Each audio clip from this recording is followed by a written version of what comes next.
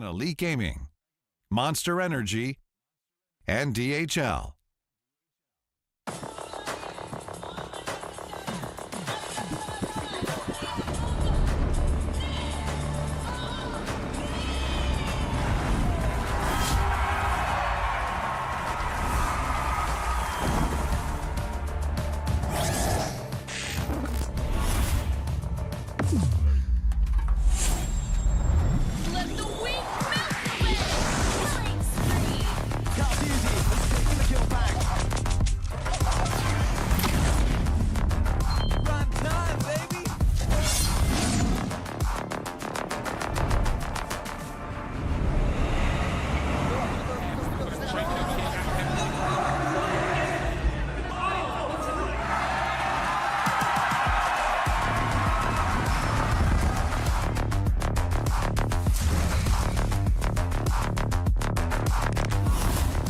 Looks like the players are ready.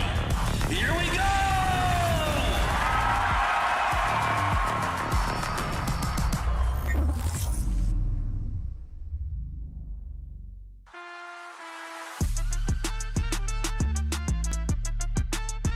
Welcome to the Snapdragon Pro Series MLBB Open Finals. This is day 6, and this is the last day where we will see who will be advancing all the way to the challenge season. Welcome, my name is Afel, alongside with me, Getting Q, and my opening, I had my mic muted. There you go. It happens to the best of us. We're going to be casting online here from our very comfortable homes to check out some of the best MLBB there is to date here. Being the international, before the international, the SBS provides an opportunity for not only tier 1 teams, but tier 2 teams to play with some of the best. And right now, I'm kind of liking the Swiss format. We are, going a little bit with those M6 vibes, and so far, it's been pulling out some great results, LaFell.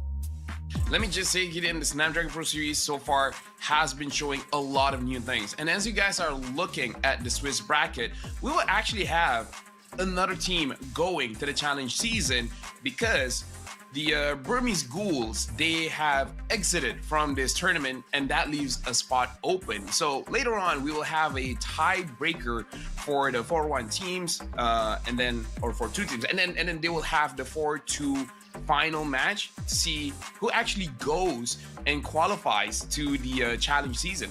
Ah, that's interesting. That means another slot opens up for anybody in that 3-1 bracket. Oh, 3 teams. Yeah, 3 teams. Okay. A lot of these slots are closing out pretty quick, and considering that the challenge season is probably going to be down the corner as well, a lot of these teams really would like to book their slots early on to get a bigger piece of that prize pool. And obviously, we have to congratulate once again to Aurora and as well as Alter Ego already qualifying early on.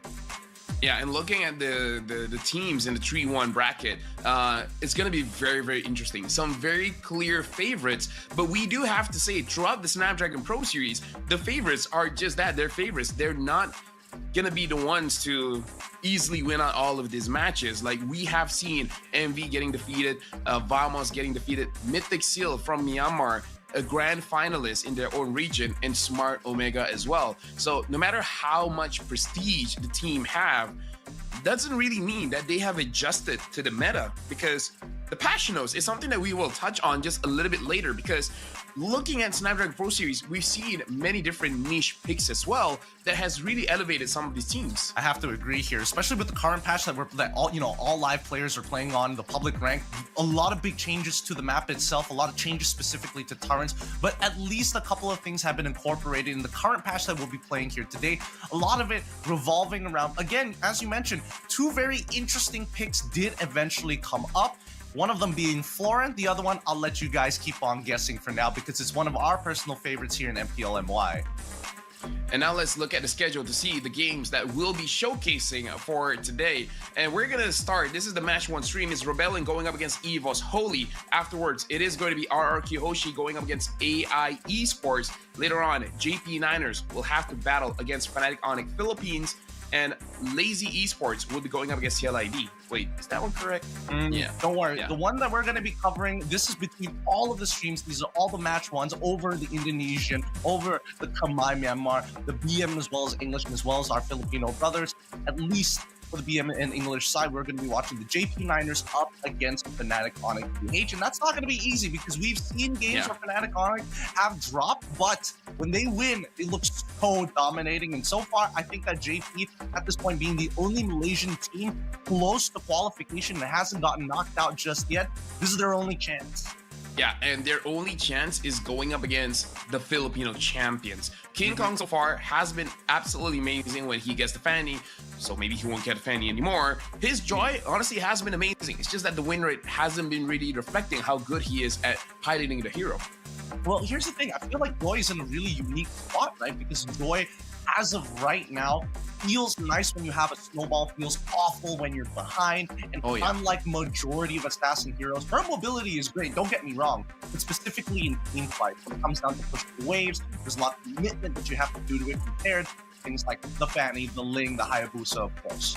Yeah, her style is very much go in, do damage, and then get out. If I get a kill, I get a kill. If I don't, then feel sad. But we got to talk about the changes of this patch as well. Something very small, Gideon, is actually about the regen. It's everyone has a regen, and it's quite interesting that Munton decided to buff this this particular thing where it really does help the laning phase of the EXP as well as the gold. Well, basically everyone in general, right?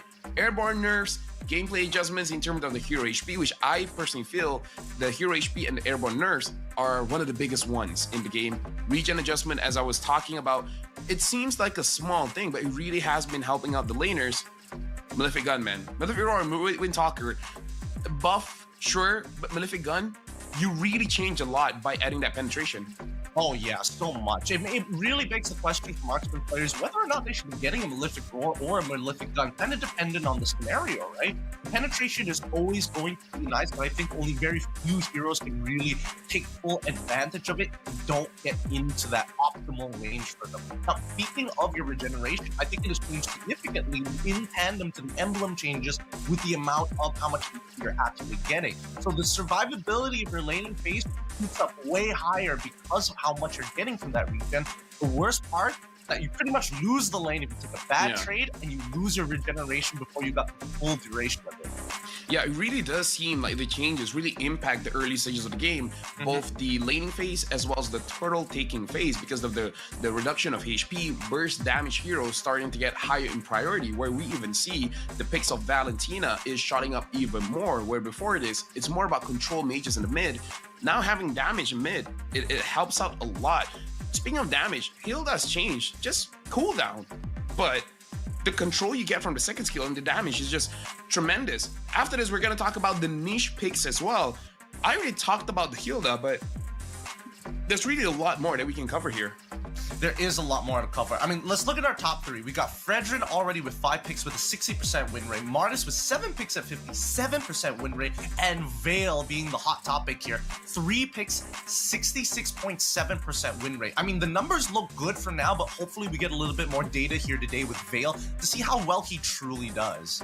Yeah, Vale is like, just to keep it very simple, even though the airborne has been nerfed in terms of the time that you control someone, but Vale, the suction of his ult is much stronger now. So unless you have a dash, you're really not getting out of it. So Vale is like the best of both worlds now after the changes, where he does have a lot of damage, he skills up well, but more importantly, he has control, right? We see like other mages like very good at damage or very good at control.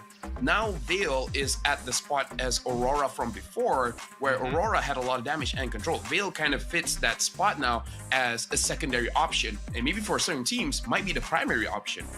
Yeah, I think, Vale definitely falls into that position of, would you bring a Vale or would you bring a Vexana? Both of which actually have the CC, but one is a lot more easier to execute with the ult in comparison to the other. And I think there's more use cases considering how low his cooldowns can be for his first skill, especially to open up bushes in comparison to Vexana, where it feels kind of bad the moment you throw it out, you might just die. Yeah, and in terms of that comparison, Vexana's when she uses the ult, the airborne has been nerfed, but at least for Vale, the suction has been improved. So in terms of like pure crowd control, I would say Vale is at a better spot for now. But something to talk about as well are, this is also a niche pick that we've seen. Cyclops has been picked up once.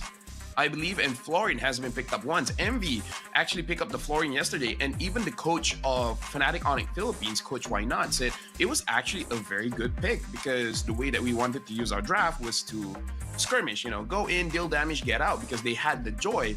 And Florian, early stage of the game, wasn't doing enough, but once she gets 3 items, she was able to do enough, and it really countered what Fnatic Onyx Philippines was trying to do. So shout outs to MV for that one, even though they got eliminated.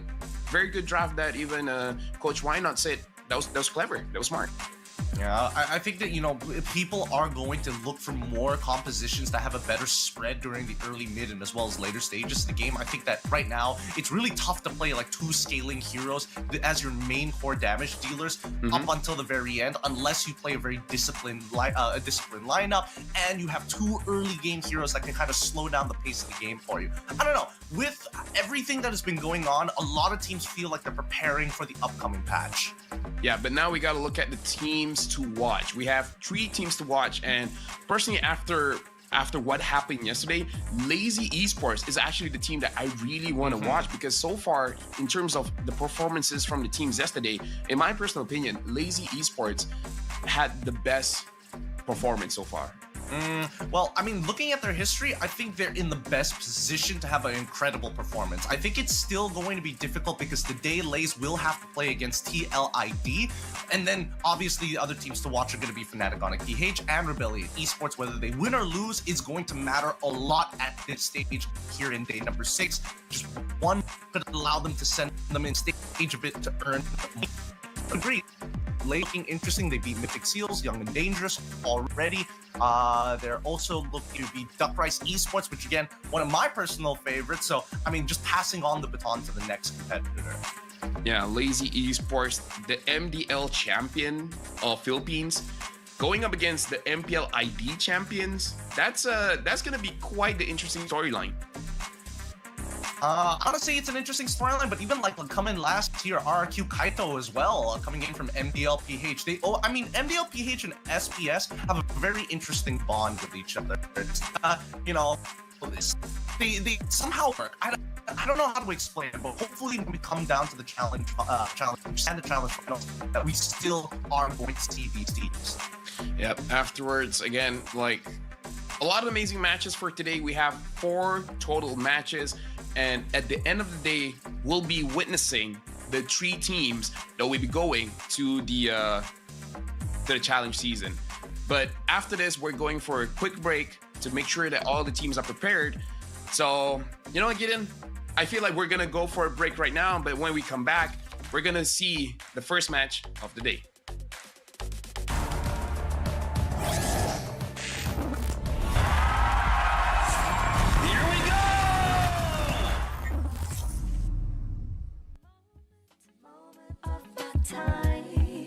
I know it's hard to find, that's why I recognize.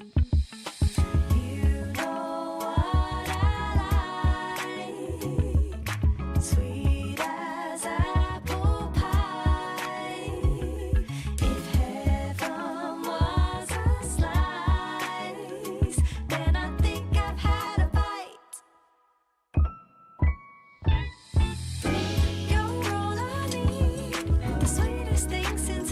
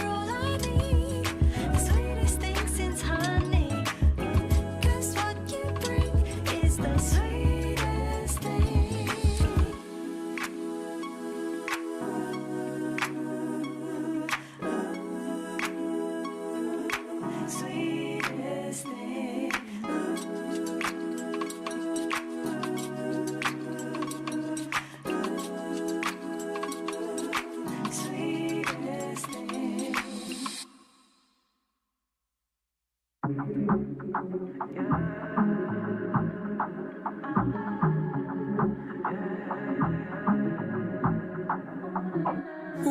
I first saw you, saw the sparks fly, right then I knew. Now we're heating up like the sun, back of the car seat, heartbeat like a drum racing at full speed. You and I, what a rush, just wanna repeat.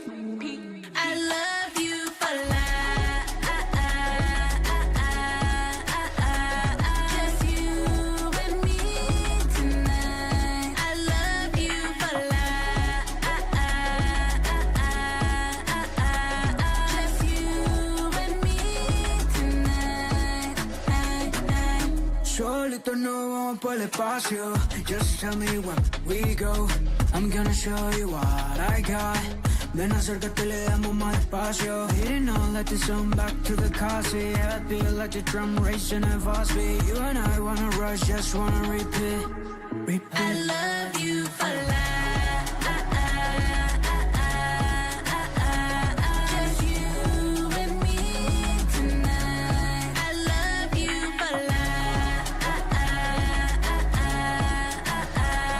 Just you and me tonight. You got me falling so fast. Got no doubt that we gon' last. Got no doubt that we. I love you for life. Just you and me tonight. I love you for life. Just you and me tonight.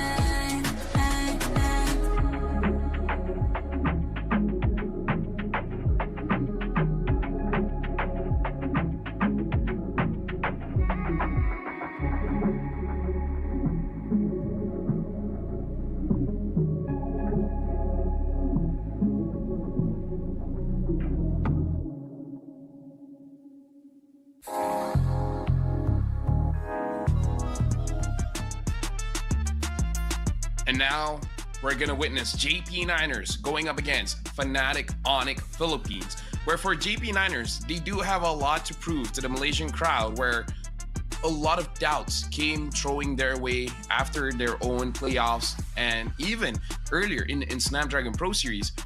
Loyal has been playing very well, but the rest really have to show up. But Fnatic Onyx Philippines, the champions coming in, well, from MPL Philippines, really have been showing up. Everyone so far has been very, very consistent. Now let's look at the team head-to-head here, Gideon.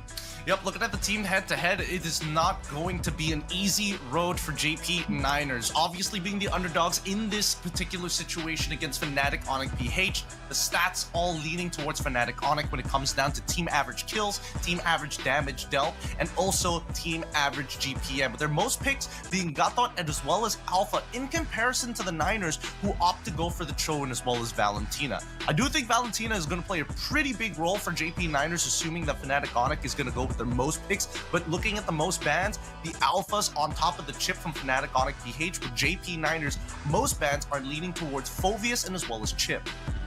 Something that we do have to look forward to, Gideon. Not so sure if teams will take the risk here, but we've seen some teams, notably Smart Omega as well as AI Esports from yesterday, has opted not to ban out the chip to actually make sure that the second pick has a fighting chance when it comes to the pick and bans. We do have to see if JP Niners or Fnatic Onyx Philippines, they will take that risk, or considering this is the match that if they win, they go straight to the challenge season, that maybe they won't do it. But now we got to look at the lineup for JP Niners. We have Yetri, Zidane, Zay, Rasi, as well as Max, where it looks like Zidane is going to play the jungle here and Max is going to be playing the gold lane. Considering that, this is information for you guys at home. Loliel is participating in a different tournament, and because of that, I don't even think he's in Malaysia anymore. That's going to hurt JP Niners' overall chances here. I don't doubt that Max is capable of playing the gold lane similar to his twin brother, but I think that against the gold standard, against Fnatic Onyx PH, this might be too much of a change here, especially when you're up against Kirk, King Kong, Super Prince, Brusco, and as well as Kelra. This is a team that you're expected to always do well, even on their worst days. And the thing is, Kirk as well as Kelra are very good at making sure that they win their own lanes, but in terms of being the most oppressive, Brusco and Super Prince are amazing at controlling the mid lane. Brusco and Super Prince are the reason why MV lost their matches, because they really prevented Nova, Escobar, and Martizi from roaming around the map, leaving Kelra and Kirk to have a permanent 1v1, which is a state of the game that they really want to have. I have to agree with you. Super Prince and Brusco are absolutely nasty, especially if you give Brusco or even Super Prince a hero like Chip or Loyi, some way to kind of manipulate the way you think about the map, manipulate the way you think about bushes as well. Those two definitely come to mind. I think that JP Niners, if there's anything that they need to do, is to crack open that mid trio somehow. Yeah, now let's look at the predictions. I want to see what the production team has cooked up for me today. And all right, respectable picture, you know. Looking forward to some kind of meme, maybe after this, using a plus symbol instead of subtraction symbol, you know. I think that's a dash, to be fair. It's closer to an all right, then the underscore then. Oh, okay, I'll take an underscore. But I'll say that Fnatic Onyx is going to be my favorites coming into this match. I think that if JP is able to pull this off, this would be one of the bigger upsets in the series. Man, Zipper's fast on this one. Immediately going to the plus. Yeah, at least we know they're listening, Gideon. They're always listening. Now, talking about the match here, you said that Fnatic Onyx Philippines is going to have a 2-0, which I can definitely see, but we have to see in the drafting phase, how will that really look like? JP Niners ban out the Louis, the Phoveus, as well as the Eve. Love it. Fnatic Onyx Philippines banning out the Fanny, banning out the Jushin. Now, we do have to see if they're banning out the Chip or they want to opt for something else, because like I said, teams are moving away from it. Nope, they're still banning out the Chip. Yeah, they're still banning out the Chip. That means Suyo is going to get first pick. Real easy peasy squeezy coming in from JP Niners. I want to see how Fnatic Onyx actually play this, because there has been a big difference between red and as well as blue side, first or second pick. We're seeing that a lot of teams, as they mature, lean in towards the red side, lean in towards the second pick a little bit more, and that's mainly due to the bans. They got rid of the two important ones, which is Yves and as well as Jushin. Then you add on your personal flavors on top of that. The Chip, depending on your team. The Cho looks good. Hilda as the follow-up. So at least they're showing both their flexes. They have won all of their lanes. Now JP Niners pick up the Hylos as well as the Harv, where in my personal opinion, Hylos is definitely very, very strong, but in the current meta, there's a lot of heroes that can fight against him. I'm thinking that they want to put this Hylos in the roam position, so if the Cho wants to trade damage, then the Hylos can trade back. I don't mind that. And it does go well into both matchups, assuming that it's Cho or Hilda. So either way, it works out for the Hylos. I think it's a good 2-for-1. Nolan going to be the go-to pick for Fnatic Onyx. This is interesting because now we're seeing a very different approach to the draft. We're seeing that Fnatic, it's clear that they want to go for their pickoffs. They want to be able to move faster than their opponents. I think right now, coming into that second phase, they really got to double down on strong high ground heroes. Heroes are mages who are able to clear waves fast. Yep, Natan as well as the Farmist, both pretty good options.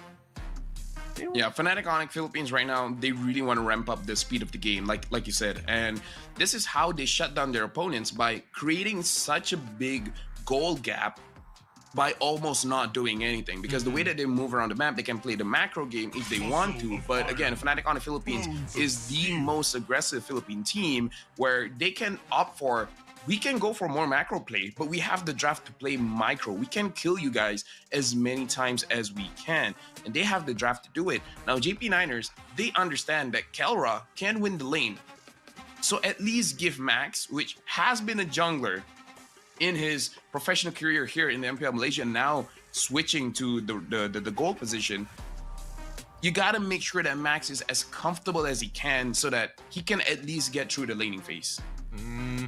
I mean, they gave... So maybe a Lunox? I mean, they've already given him the Harith at this point. I feel like straying away from it doesn't seem too difficult. You can take the Purify in that case. My only issue with it is that sometimes it can get a little awkward when you have high loss engaging, and then you drop the Zaman Force, so you can't really keep up with the rest of your team because you want to stay within that route. Fnatic, Onyx, PH now coming to the second phase. The Gatot ban finally comes through, surprisingly enough. Irithel as well as Natan is out, so I'm curious to see what else Kelra is going to play. Hopefully we get to see him play. Man, I was hoping for the Clint, but he's gonna go on a signature Beatrix instead. Yeah, so Fnatic Onyx Philippines is like, even if things go bad in the early stages of the game, Kelra can carry back the game. Something interesting that I saw yesterday, which I don't really see the benefit of it, is a first item Malefic Gun on the Beatrix. Spoiler alert, it didn't work out well. I kind of feel like going for pure damage first, or maybe even the Sky Piercer first, and then later on, maybe the third or fourth item, go for a Malefic Gun, could work. But again, we got to see how Kelra uses it, because someone else was using it, I can't remember who, and now JP Niners, they close out the draft by picking up the Glue, which could be okay, honestly, with the lineup that Fnatic Onyx Philippines is showing, and the Valentina as well. I'm down for it. I'm down for it. Glue is hard to kill. He can open up the map very, very well. Even if they commit a lot of the ults on top of the Glue at 3 items, you're expecting not to die, especially if you're opening up with the split form. I think it's going to be pretty difficult for Fnatic Onyx as well, because again, they have to deal with this Valentina. So no matter what picks that they have, they're definitely giving the Way of the Dragon over, if not one of the Beatrix ultimates that has AoE. Yeah, we haven't seen the mid lane as well. A lot of good picks for now, and they're picking up the Vexana. So that's also another ult that the Valentina can pick up. So far, Fnatic Onyx Philippines, very well drafted here. JP Niners, my only worry is that it's very heavy leaning towards that magic damage, unless Zidane can contribute a lot in the team fight, which Suyo, that's not his specialty. He's good at targeting one and then bursting one. He doesn't stay in the team fight for long. So for Fnatic Onyx Philippines, they can just focus on magic resistance first and then worry about the Suyo. Maybe just let the Cho handle the Suyo by himself. Personally, I think the early game is going to be really interesting here. I feel like if both teams play perfectly, the only way we can expect to see first blood is if the mid laners try and flicker and make a play for themselves. I can see it coming in from Fnatic Onyx more likely. JP, on the other hand, especially when you're playing that Valentina, you would much rather hit that 4. So I can only assume that a lot of their plays is going to be happening towards maybe the 4th, 5th minute of the game. Well, if you're going to talk about an early game, we got to look at Brusco as well as King Kong, because the combination of a Cho as well as Nolan, with everyone's HP being as low as it is right now, kind of can accelerate the game to crazy proportions, because again, the Cho will most probably get the thrill, so the early game damage is going to be there, to the point where I kind of feel like if King Kong really pushes it, he might not even need level 4 to get a kill. But again, depends on who they're actually targeting. I mean, we say that now, but JP Niners going to be on that blue side with first pick up against Fnatic Onyx PH on the red side. And we can see that Hilda is going to be invading straight away. Kirk on the Hilda as EXP with Brusco with the early invade towards the Golem side, forcing out the Revitalize. A good fear coming in from Superfits, but here comes the Flicker as expected. Yeah, 3 is able to find first blood onto Brusco. So, Gideon, when I was saying we were looking at first blood, look at Brusco and King Kong, that's not what I meant. I just want to be clear here. Yeah, for sure. Yeah, but now definitely we can see that Fnatic Onyx Philippines, they really want to accelerate the game, which I can understand based on the draft that they have. But JP Niners, they were quick to respond. Zidane as well. Definitely a player that I want to watch personally, because I know that he's an amazing player. I've seen some of his games in MAL, but I haven't seen him perform in JP Niners. So it's going to be a new experience for me as a caster to see how he performs here today. Well, at least he has Suyo. So again, if he wants to try and hard carry, he's capable of doing it. If he wants to play a more utility role, he's got the toolkit. He's got all the tools he needs in this box to show off. And I think, personally for me, I hope that he ends up towards the top side of the map, because Kelra eventually is going to be a problem. And I'm curious to see whether JP is considering, instead of just always looking to deny the purple buff, to play on his side of the map. Yeah. That's actually a very good point, where I really do want to see if Max can actually survive the laning phase against Kelra. It would be even amazing if he somehow wins that one. Right now, Yetri is getting some poke damage from Brusco as well as Kirk. And with the changes of blue, it's harder for him to actually heal up. He's at 25% HP at this point. Yeah, I mean, they could slow this down, but here we go. The 50-50. Cho gets knocked up, and Zidane has done it once more. He's able to slay the turtle as Kirk is a little late to the fight. Revitalize is popped here, but King Kong, not going to waste any time, takes his purple buff as the rest of JP flush them out from the bottom side of the map. Very good decision making by both teams, but hold on, they want Rossi. I mean, Rossi's gonna die here for sure. Super Prince does not seem to be missing the beat. Always there at the perfect time. So when I say both teams make good decisions, that's not one of them. Let's be clear, right? So JP Niners, they understand that they have priority over the turtle, so they bursted it down very, very fast. And the fact that they have a Suyo really, really helps. Now, the problem, and Fnatic on the Philippines, they also understand that they probably don't have that big of a chance to control the turtle, divert their attention elsewhere, try to get some kind of farm, and now they want to get Rossi again.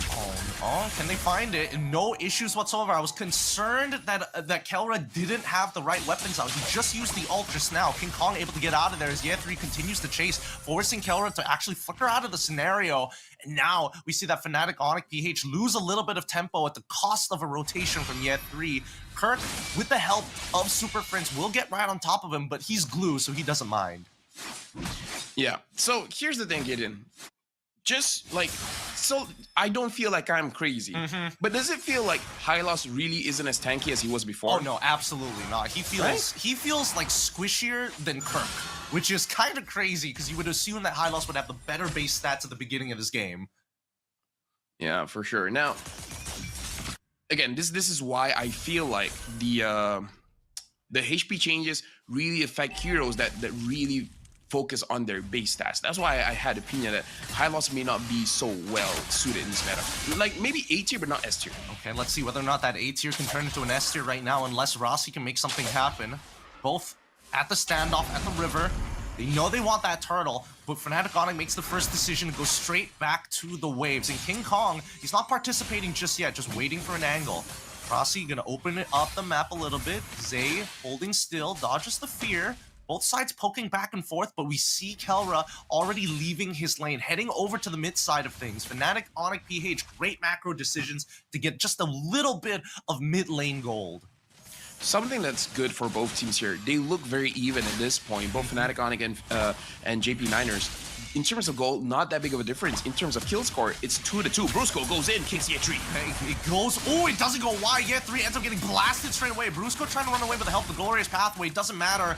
Rossi slows him down as the back line getting attacked. 3-for-2 trade as King Kong finds his own. At the very least, Fnatic Onyx walk away with a +1. This should be a free turtle for them as well. They even incorporate a lane swap as well on top of that.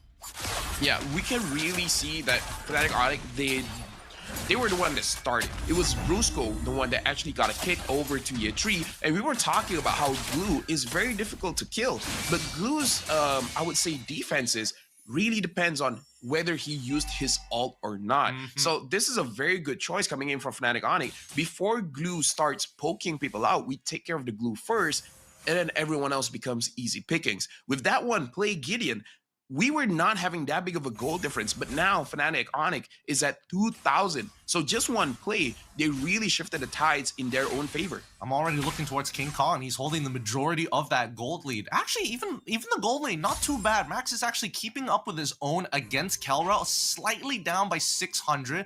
Doesn't mean he can't recover from this. Mainly a lot of it just coming from turret damage. And just look at the motions from Fnatic Onyx. They don't waste any time. Lane swap, bot side tier 1 down. Lane swap back up to the top side, take another tier 1. Oh yeah, they definitely move faster across the map. And again, we talked about this because of their draft. But again, the macro is amazing. But now, looks like they want to engage onto someone. Rossi not finding anyone here. Okay, Zidane slowing down King Kong for now as Rossi still chasing Kelra, using his base damage high. The fracture comes through and Kelra able to find one. Venice Rage to deter the rest of the JP Niners as Kirk wanting to go for a little bit more, but understands his boundaries. Fnatic Onyx PH walk away with a 1-for-0. I mean, JP Niners have not been able to find anything back. Yeah, looks like a miscommunication there, and now Brusco as well as Kirk is trying to zone JP Niners away. Rossi maybe had a different call with his team because he really wanted to engage onto Kelra, but none of his members were close by to really follow up. And even though he was able to eventually get onto Kelra, but again, like the high loss, you deal damage, but you don't deal like execution damage. You need someone to help you burst them out. So JP Niners, they really got to make sure their communication is on point, especially going up against a team that is known as champions in the Philippines. And now we see that, at least for Fnatic Onic, they've got a bit of a sandwich going on, right? They want to rotate over to Turtle side, and they find their initial pick, taking out Ye3 before he can even get into that split form. But Fnatic Onic, they're not done just yet. They're going to start taking the space onto this top side. If anybody trespasses or gets close to the river, they die. Now this is ridiculous, man. Having the Malefic gun allows you to attack outside of turret range, even though when the minions aren't there. Oh, Zidane wants to go in. What? Right, well, but then gets kicked by Brusco to slow it down. They do call in Mini Lord, but doesn't find it as they flicker out of there. The battle spells coming out from Fnatic Onic PH is looking pretty okay. Brusco ends up going down. Not too bad considering that it was only Brusco, but at this point, JP Niners, they need anything. Yeah, that was a very risky play, but it really did work out. I thought Zidane would have got taken down there, but JP Niners got a kill, so that was a good trade for them. And like you said, when you're in this position, you take anything that you can get. Now Fnatic Onic, they're 5,000 gold ahead, and King Kong is out farming Zidane by a lot here. But this is how King Kong plays, man. If he's not in a fight, he's doing something. He's always proactive. Oh, it's close. It nearly landing the Blade Surge. Unfortunately, misses Kelra. Does take down Kirkin as well as Super Prince here. JP Niners actually flip side Fnatic Onic PH, and we're waiting for King Kong to make a response here. Looks for the backline, finds Zay straight away, hops over the wall to ensure that he doesn't get stunned up by Zidane. And Fnatic Onic, they find their one back, trading equally against JP. Right now, both junglers are doing amazingly. King Kong is 3-0-4. Zidane is 2-0-4. Considering that Zidane is a rookie, he's actually doing incredibly well. Even though, yes, still Fnatic Onic Philippines, they're winning the match so far. But again, even without that much experience, he's doing well. It's just a moment to breathe, right? Fnatic Onic just planning on their next move. They want to get aggressive, and once again, Ye3 takes the punishment once more. Doesn't get the split form, unable to flicker. I'm guessing that Brusco got a nasty kick. No, doesn't even look like Brusco got a kick. Yeah, we got to figure this out, Gideon. This Malefic gun, it allows not just Beatrix, but quite a few marksmen to attack outside of turret range. And that's the damage without minions. This really elevates teams that really want to play the objective game, where you just zone people away. And even without minions, you can continue to push. This is going to be one of those meta breakers, Gideon. It could be. It really could be. I think it's a bit of a give and take here, right? Because we're assuming that Kelra makes zero positional mistakes when he has this Malefic gun, right? He's got the added range, but if he makes one mistake, he dies just as quickly, if not faster than the majority of heroes in MLBB. So again, I do think it's more so the pilot, less of the plane. Yeah, but now this is Fnatic Onic dealing dual pressure. Like, they're already strong when it comes to the team fight, but King Kong being opposite lane, Rossi, he's looking very low. Look at Zay. Zay almost getting one shot here. King Kong forced to actually jump away, nearly getting hit by the arrow. Zidane not making it easy for them to get in this fight, but they've already lost Ye3 in the middle of that fight, despite using the split. And Fnatic Onic, they're not done just yet. They've taken out one. They have a man advantage. They're pressing it further. Blade Surge doesn't connect once more. Same goes with Fear. That's going to be purple buff stolen away as they leave Kelra to solo the Lord. Zidane was almost able to kill King Kong there, and if he was able to do it, then I really feel like JP Niners will have a better time around the Lord. But the fact that King Kong was able to survive, a lot of advantage for Fnatic Onic Philippines now. And now with the Lord, and again, the Malefic gun will make it much easier for them to actually force down these turrets. What a glorious pathway already coming up. Blade, the Soul Sever does decent damage against Brusco, but they don't find the kill still as Kelra is targeting Max all the way in the back line. What an angle that he finds here. The 8k gold lead maintains for the side of Fnatic Onic PH. I wonder what's the itemization for Zidane, and why is it that he's always having these last hits, not really enough to secure a kill? Is he using the War Axe build, or more of a Hunter Strike kind of build? I'm not 100% sure as well. It is getting a little sad that people are walking away with just a sliver of health, and Max ends up having to bite the dust here. Not much you can really do. King Kong and as well as Super Prince making sure that they are not missing a beat here. Yeah, now Super Prince having the Blood Wings as well will make it much more difficult for JP9ers to actually get a kill onto him. Max, when he revives, he really needs to do something. Rossi gets taken down. Instantly blown to smithereens here. It's not even close. A single wave of the dragon is just too devastating, and JP9ers can't do much. King Kong tries again, but he doesn't actually have his fracture this time around. Does still find Zay, luckily. Rest of the team now actually pressing through. Revitalize going to keep them all topped up. If they can get one more, it's an endgame scenario, but Ye3 ends up getting blasted regardless. Super Prince does not miss, and Kelra actually flickering the opposite direction to find a triple. Give it to him already. Kelra helps close out this game with a 9K gold lead for Fnatic Onyx PH. Good game for Fnatic Onyx Philippines, and what they did to the front line of JP9ers was straight up unfair. Ye3 and Rossi were punished so heavily, and this is why I'm telling you, Gideon, being a frontliner in this current meta is really not an easy job. With everyone's HP going down, it makes it feel like all these damage dealers are doing a little bit too much. Yeah, it kind of sucks. It really feels bad, especially when you're in Ye3's position. Your main job is to actually open up that map and, you know, blow resources. They're just finding everything. I don't know at what point, because knowing what the next patch has to offer, it's going to slow down the game even more. If not, might even speed it up a little with the amount of distribution of the gold being kind of separated all across the map. Even so, I think that, like, Ye3's score, he did find first blood at the very beginning of the game. There's pretty much no excuse for him to be dying in this manner. I really feel like it's also because this might be the real game plan for Fnatic Onyx, where they're thinking eventually King Kong will be able to burst down the backlines. So how about everyone just put their attention to whoever Brusco gets, or Super Friends gets, or Kirk is able to zone out. Just focus on one target. This is the meta where no matter what hero you're using, 4 people, even with no items, should be able to get the kill at this point. So I think it's just Fnatic Onyx understanding the new standard, the new gold standard of MLBB, where even without items, you can kill the front lines. So do that when they're really at their weakest.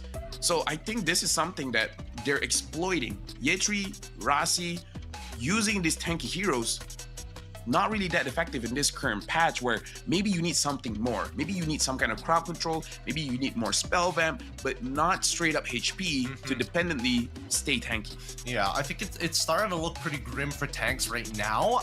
I do think that Kelra is playing like a really good game at the same time. The fact that he was able to scale up so quickly, so early on in the game, despite going even against Max in lane for a large majority of it until we saw them take precedence.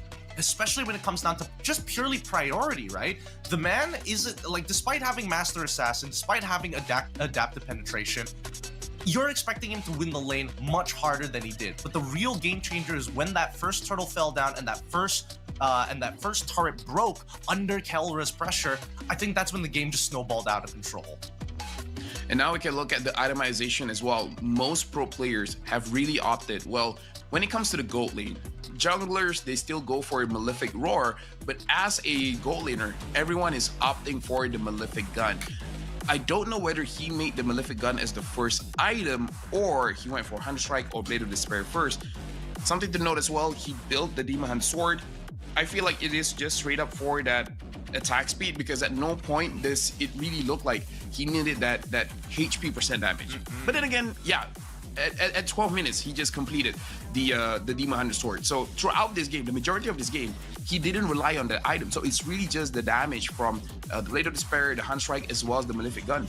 Do you think Kelra is just that good at positioning that he's allowed to greed out for Swift Boots? Because I know that some people are like, man, there's a lot of scenarios where you would just rather have Tough Boots, maybe even Warrior for the laning phase, but Swift Boots is pretty bold. I legitimately feel like this is just the new strat of taking down the turrets as fast as you can. Because throughout the game, I was thinking about it. Why do people build Malefic gun that early? And I really think it's specifically for grabbing those turrets. And that can really make the game feel much faster than it really is. Like, imagine if you're able to get 3 turrets before the Lord even spawns. How many items would you have at that point? And how would that escalate your control over the Lord? Assuming that all the boxes are checked off, you not only take those turrets, but you also, steal jungle camps, steal neutral camps at the same time. You'd pretty much be like 700 gold, if not an item and a half ahead of your opponent. Yeah, right now we're gonna let the teams figure it out what they're going to do for game number 2, because Gideon, we're going for a short break, but after this, we're gonna see, can JP Niners equal it out, or Fnatic Onyx Philippines close it off with a 2-0.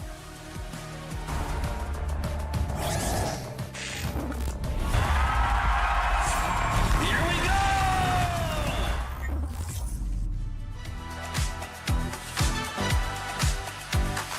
Walking through the bar, all eyes on me. People picking up my energy.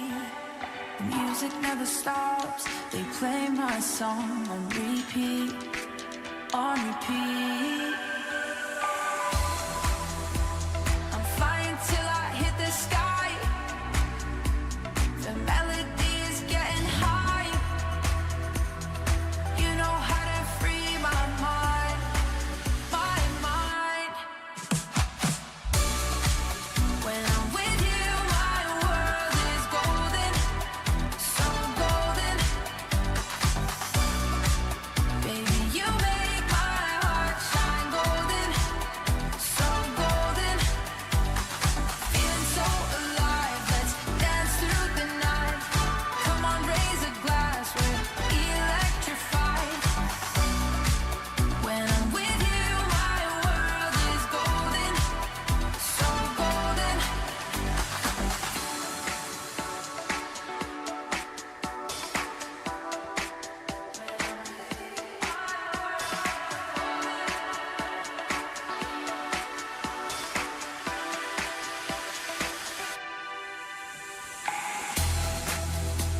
I'm flying till I hit the sky. The melody is getting high.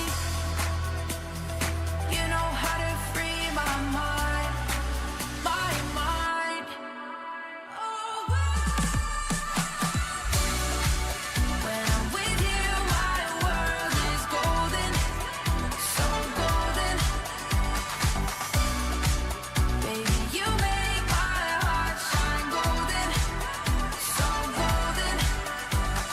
Feeling so alive, let's dance through the night.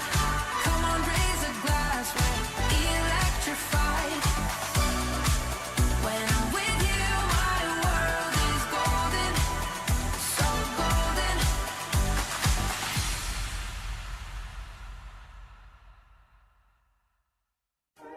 You waited all night for me to come back. Why'd you think that it's not alright? Told you that I'm not that type. Didn't mean to get you so excited. Tried to tell you not to fall in love. Why you always hit me uninvited? Was hoping you would get the picture. I've had enough. Now it's time for me to turn around. Thought you knew what this was. Yeah, I am superstar. You were never the one for me. Never should have fell for me. Take back your heart. Why don't you take it back? You never had a chance. I'm gonna take back the one heart. Call it a savage love, just till I had enough of us. I'm good, babe. I'm on my own. This ain't a phase. Just let me go. Told you that I'm not that type. Don't bother wasting breath. Begging for one more chance. Yeah, know you got carried away. Ooh, you made me to say, even this when greatness faces, stay in your place. I was gonna play. And now we're jumping to game number 2. JP Niners going up against Fnatic Onyx Philippines. And so far, it does seem like Onyx Philippines has been outclassing JP Niners in the laning phase, as well as transitioning to the Turtle as well as the Lord phase. And I really find it interesting that the way that they're playing this draft, Gideon, where I feel like in Malaysia or in Indonesia, we really want to secure those kills. You have a Cho, you have a Nolan, right? But the way that they play the objectives is really something that I feel like other teams will be studying. I think the best way to describe the way that Fnatic Onyx PH has been kind of applying pressure is similar to like popping a pimple. Sometimes it's not ready yet. You kind of put your fingers around it and like, there's too much resistance. You kind of move on over to a juicier target. And that's when you see it fully envelop. And when they do eventually break that pimple, they keep on going, right? They want to make sure that they extract everything outside of it. So yes, it does seem pretty graphic, but that's just the way that Fnatic Onyx PH has been, really putting the pressure on these teams. One mistake and the next thing you know, you've got a crater in your face. And it's interesting to see sometimes you don't even make that mistake. It's like a forced mistake, right? Where just like slight mispositioning or something, and then all of a sudden the kick comes your way. But now we're jumping into the draft here. Fnatic Onyx Philippines, they already banned out the Eve, banning out the High Loss. JP Niners banning out the Phobius as well as the Chip. Looking at the bans coming in from Fnatic Onyx Philippines, it does seem like they're setting up for an alpha pick themselves. But then again, if Suyo is open, then I'm pretty sure it's an okay time for Fnatic Onyx to pick up. Like either Suyo or Alpha is a good pick here for Fnatic Onyx. Yeah, both do pretty well. Actually, Jushin is wide open. Oh yeah, Jushin. Yeah, I don't think they're gonna give that up. I think it's totally fine for Fnatic Onyx to actually pick up the Jushin, give on over the Suyo, and then pick up the Alpha themselves immediately after. That seems to be the typical opening that we do see these days in the internationals. Chose me to vanquish the shadow. Now Suyo gets picked up. I wonder if JP Niners will pick up the Cho. Yeah, because if you give up the Cho and Jushin together, oh boy, you're not gonna be having a good time. Terrible time, in a matter of fact. Okay, as expected. Maybe Gato here. Oh, the Gato. Yeah, actually, funny enough, Gato was banned out in the previous game. The second phase, I think that maybe Onyx and PH are gonna hold off on it. Yeah, Hilda gets locked in, and here's the interesting part. I think that teams are now leaning more into Hilda than Khalid these days. For a couple of reasons. I think generally you would expect Khalid to do well into the Hilda, but as long as Hilda keeps him in the lane, puts him at 50% HP consistently, and using that quicksand guard consistently as possible, that's when you start to see that Hilda has this growing presence in the EXP side. I'm really interested to see where Khalid does lie in the current meta, because after the changes of his attack growth and the reduction of his damage reduction, I'm really unsure, like, where does that put Khalid? Like, is he still in A tier, or he doesn't do enough damage, or he's not tanky enough? Seen some rough plays in rank. It still looks good, but in tournament play, it really is something that I'm wondering about. But either way, JP Niners continuing to ban out the Nathan, and I wonder if they will opt for banning out the Beatrix. But again, going up against someone like Kelra, it almost doesn't matter, because Kelra is a very experienced gold laner, right? So any kind of heroes, I feel like he's comfortable dealing with the Harif. Yeah.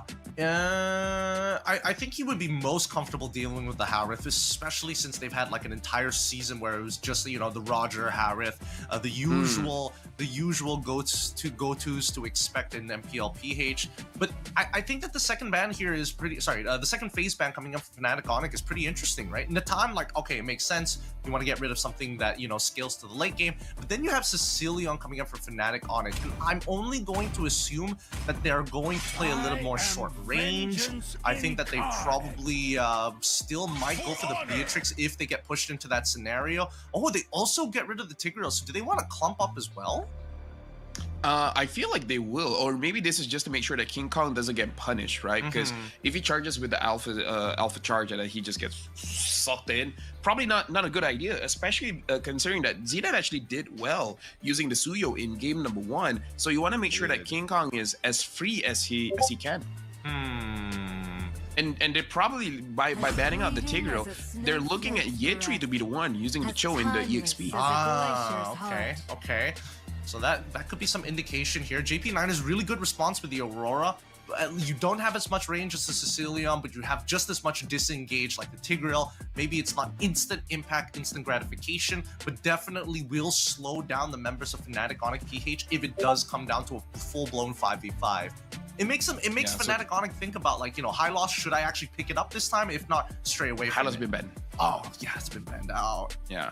The other one that we were talking about is the Gatot still, if they want to pick it up. But yeah, I always forget. Right now it's like, if Hilda is open, you pick it up. It's something that you have to get used to. Now the Gatot gets picked up, and now the Claude is showing up, which is interesting because now I want to see Claude's range is actually quite okay. So will Kara pick up the Malefic Gun or the Malefic Roar? Like, does he want more range or does he want more penetration? Now, this is also something that we have to look out for in this new meta of the Malefic Gun. Oh, does it apply to his... I don't think it applies to his ult, but it applies to his basic attacks. Yeah, it should apply to his basic attacks. But then again, his ult is considered as a basic attack. I don't know. We haven't tested it. Yeah, we haven't tested it just yet. There's a lot of things still up in the air when it comes down to interactions. Ooh, Eden from the side of JP9ers. Okay, I feel like JP have a more balanced draft this time around. It feels like Fnatic Onyx have the narrow win condition. So again, I'm expecting that mid trio to work well. Brusco not gonna have Way of the Dragon, and we'll expect JP to make that first initial move. But let's see how well Kirk does in his lane. Right now, JP9ers, they kind of have a how do I say this? Counter engage kind of draft where I feel like Cho can engage if he wants to, but at the same time, the way that Rossi has been engaging, I feel like he hasn't synced up with his team, right? Where he's too far forward and no one is close by. So I would say maybe wait for Fnatic Onyx to make the first move and then try to re-engage, especially because you have to eat him. Where for Fnatic Onyx, it does seem like they want to play for the objectives, having the Jushin, having the Alpha, and then either the Hilda or the Gatot as a roamer. I feel like you have priority over the Turtle, so you can get that for yourself. And then the Claude is like substituting for the Nolan in the first game, where the Nolan is the one handling the long lanes. Now the Clock handle the long lane. So they're still playing a certain style, changing up the draft just a little bit, but the style will probably stay the same. That's pretty good. Honestly, that's really good. It's some insight into Fnatic Onyx, something to actually keep in mind here. They do play for priority a lot, right? It's why it makes them so quick, so fast on their calls, and it feels like they never waste any time. Here we go. Game number 2, Fnatic Onyx PH up against JP9ers here. It's either JP looking to equalize or Fnatic Onyx takes this game away with the series 2-0. Right now, it looks like Rossi already got chunked down. Brusco and Super Friends, again, like I said, they just keep winning the lane, man. Something about their chemistry, making sure that they're controlling the Aurora so well. I'm forcing an early flicker as 2.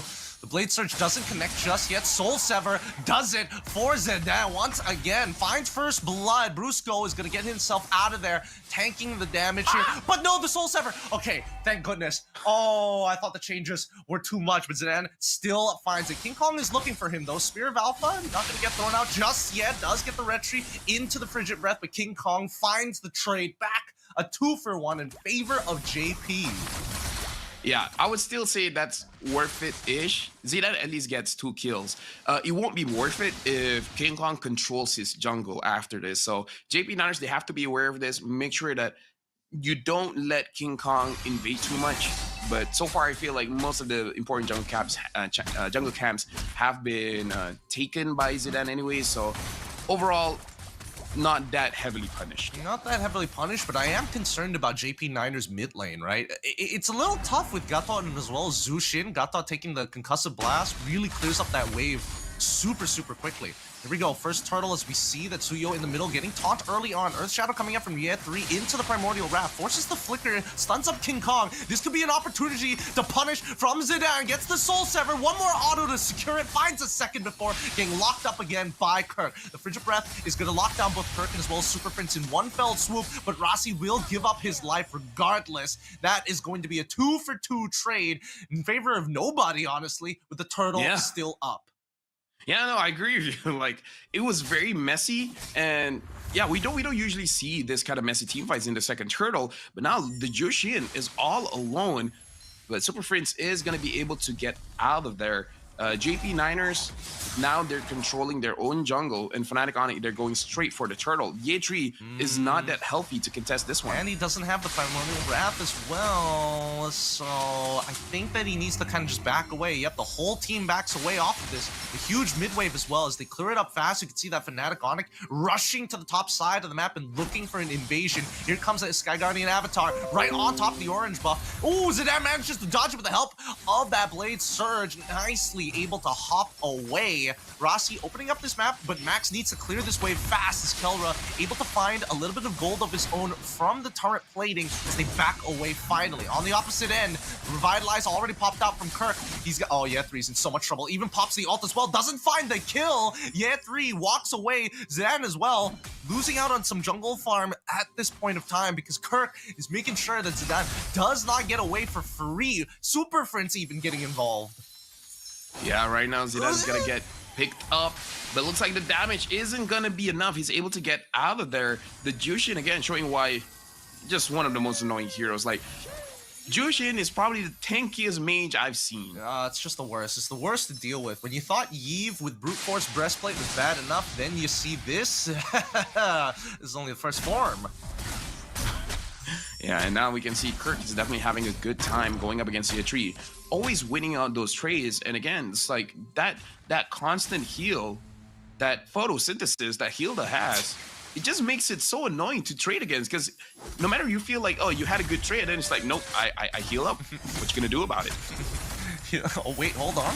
Okay, they dropped the Wrath here. Yeah, but again, heal up, heal, 104, 104, and then, you know, that's it. I don't know. It's not looking good for Ye3 at all. He has no control over his wave. And I think that's, you know, it's just a matchup thing. There's nothing much you can really do. You're just acting as a sandbag. However, I am curious to know what the first items are going to be coming through. Oh, wait, hold on, Suyo. Now getting pulled back, allowed King Kong to get a clean Spear of Alpha. Wave the Dragon going to be locking down into the Frigid Breath. Oh, as well into the Glacier, but they just don't have enough damage. Even Max trying his best to isolate his targets, unable to find it. Finds one, gets hit by the second Spear of Alpha coming in from King Kong. Fnatic Onyx PH walk away with an extra one. Yeah, but now they're at 2,000 gold advantage. Ye3 made the decision. It's like, you know what? I'm just gonna try to get this turret, and it looks like he's gonna be able to. Kirk is not gonna be able to save that one. But overall, I would still say it's a good trade for Fnatic Onyx. Like, they lost a turret, but they were able to get a turret and then some. And now it looks like they're in priority to control this this turtle. Something to look out for. Super Prince now has the... Unfortunately, Rossi was unable to kick that one. Yeah, very good attempt coming in from Rossi. He's going to get picked up. Ooh, almost gets picked up one more time. Luckily, is able to Shunpo out of there. King Kong able to secure the turtle by himself, but you can see that JP Niners are losing a lot of influence across the map. They're pushed back underneath their turrets. Yeah, and again, it's like...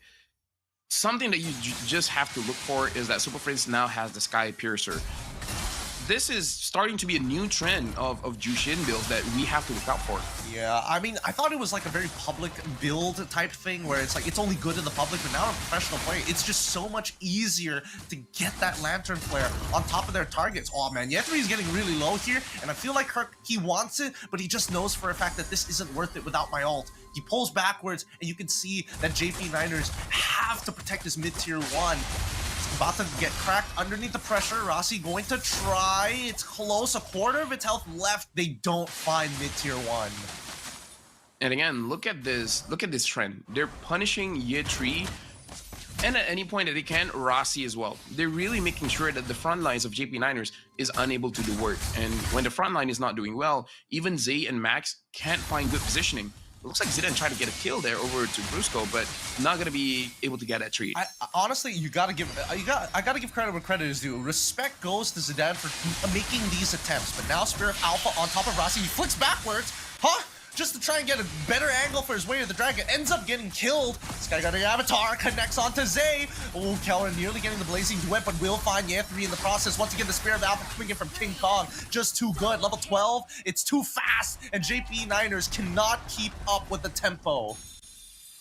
Yeah, and now Fnatic Onyx with 6,000 gold lead. Even if the turret has shield here, it really doesn't matter. At this point, we might not even be able to see Kelra's 4th item because JP Niners, their wave killer isn't that great. It's not, and Kelra 2 levels ahead of Max, extremely confident with the way that he's trading against everybody from the side of JP Niners. That's the level of mechanics you're going to need to play against the best. Oh, Max is getting chunked out. Kirk gonna get frozen down. This could be an opportunity. Examine Force has popped out. Max in the front still, but you can know wow. Great stuff coming in from Fnatic Onyx. Zero commitment from them as we see King Kong soloing the Lord. So Hilda is strong? Hilda is so strong. Hilda is so strong. All right. If we can take anything from this game, Hilda is pretty strong. Yeah. Edith is having just the worst time. It's so sad because you want to make impact, but you're not finding it in Spear of Alpha once again. 5 levels ahead of Zidane. It just goes to show, jungle, like, as much as you want to gank, you still need to incorporate some farming. Yeah, that's really rough. And King Kong, the way that he paths around the jungle is so optimal. No matter what hero he uses, it doesn't have to be a Nolan. Even as an alpha, he's just very optimal. I don't know how other way to explain it. He is a grandmaster chess player built into an AI system. He's nasty here. Oh wait, finally a play coming up from Year 3. Earthshatter into the flicker onwards. Do they find the kill? They finally get it. And now this guy got the avatar. Taunts onto 3 underneath that turret. It's good with the blazing duet as they find 2 back at the cost of 2 revitalizes. Fnatic Onyx should be able to break open at least 1 inhibitor unless Max is able to do something about it. But they're just getting zoned away. Yeah, and right now, like, it was at least JP Niners tried to make a play, but now Fnatic Onyx, they're in the base, and looks like they're not going to be pushing that hard. They probably just want to make sure they get all inhibitors, and if they reset after this, it's fine. Well, they're going to get the initial kick towards Kirk. That's fine. That's just losing your support. They don't get that final inhibitor. It's so close to falling, and Max goes a little bit too far forward. Brusco tries to turn things around. It's too late for him. He's down for the count. And JP Niners now back to the base defense, but I think there's more than enough damage here. They traded 2 members, 12 to 8, but the Lord advantage generated was 7.6k. At this point, an 8k gold lead for Fnatic Onyx at the end of it. Yeah, but that's 7.8k with 1 Lord. That's a huge Lord advantage if I've ever seen one. Good news, bad news. Good news, JP Niners was able to defend that one. Bad news? Fnatic Onyx has 8,000 gold. That's pretty bad. It's already looking pretty grim for JP Niners. Is there a clutch play angle that you can foresee for JP? Honestly, if Zay as well as Yetri can make a play, then that's good. Because I feel like Rossi is going to have a difficult time considering Super Friends as well as Kara both have Purify. So I don't think he can really make a play unless his play is just to make them use their Purify and then allowing Zay as well as Yetri to make a play. I think they're going to have to do it on I want to say Super Friends, but Kelra's also a pretty good target. And now Year 3 waiting for the opportunity. He's just taking the damage as the final inhibitor goes down. Fnatic Onyx PH, they sniff out something fishy. They're like, nah, we're not gonna press for the end. Let's keep to our playstyle. Let's secure this Lord and guarantee a victory. Yeah, I really feel like because they want to make sure that this is as clean as possible because you need good habits. Rossi just gets to pick up all, but now AOG is good for Jabret to actually counter-engage. Into the back line they go. Max is still pretty healthy here as King Kong gets right on top of him. Sorry, it's actually Kirk. He still has a bit of help, but no Revitalize to keep him alive as the Blazing Duet is going to be able to find Year 3 in that back line and take out the wave alongside it. Now, JP Niners 4 versus 4. They've got a health advantage, but they're running out of ults. Now the first initial pull towards Rossi's side.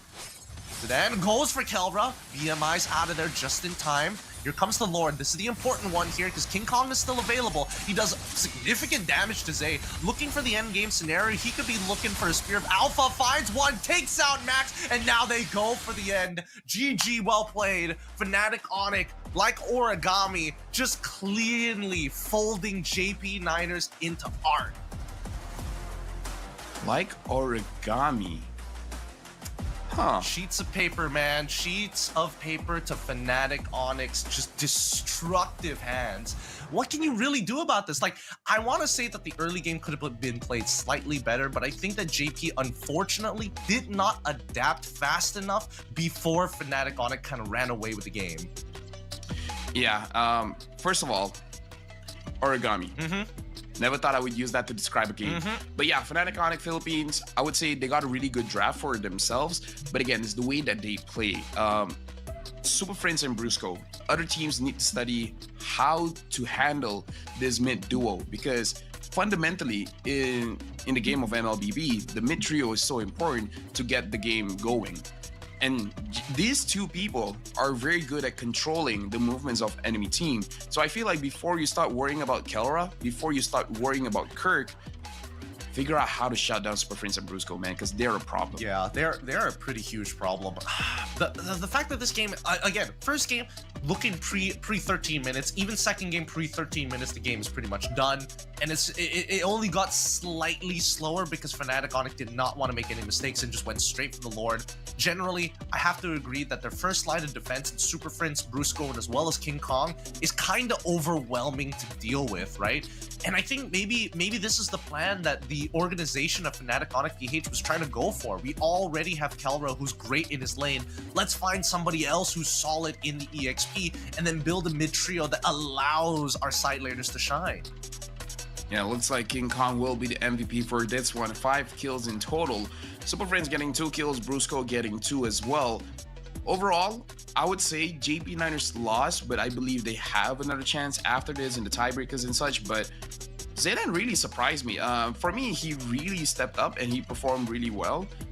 It's just that I feel like Max is still getting comfortable in that role because we don't see him making a lot of plays. Yeah, I mean, I can't really blame Max because, I mean, that's just the nature of the gold lane, right? You know, you need your items before you're relevant, and even when you're making the coolest play without the right numbers, it just does no damage at all. So you can tell Max kind of struggling. I think he did okay in lane against Kelra, though.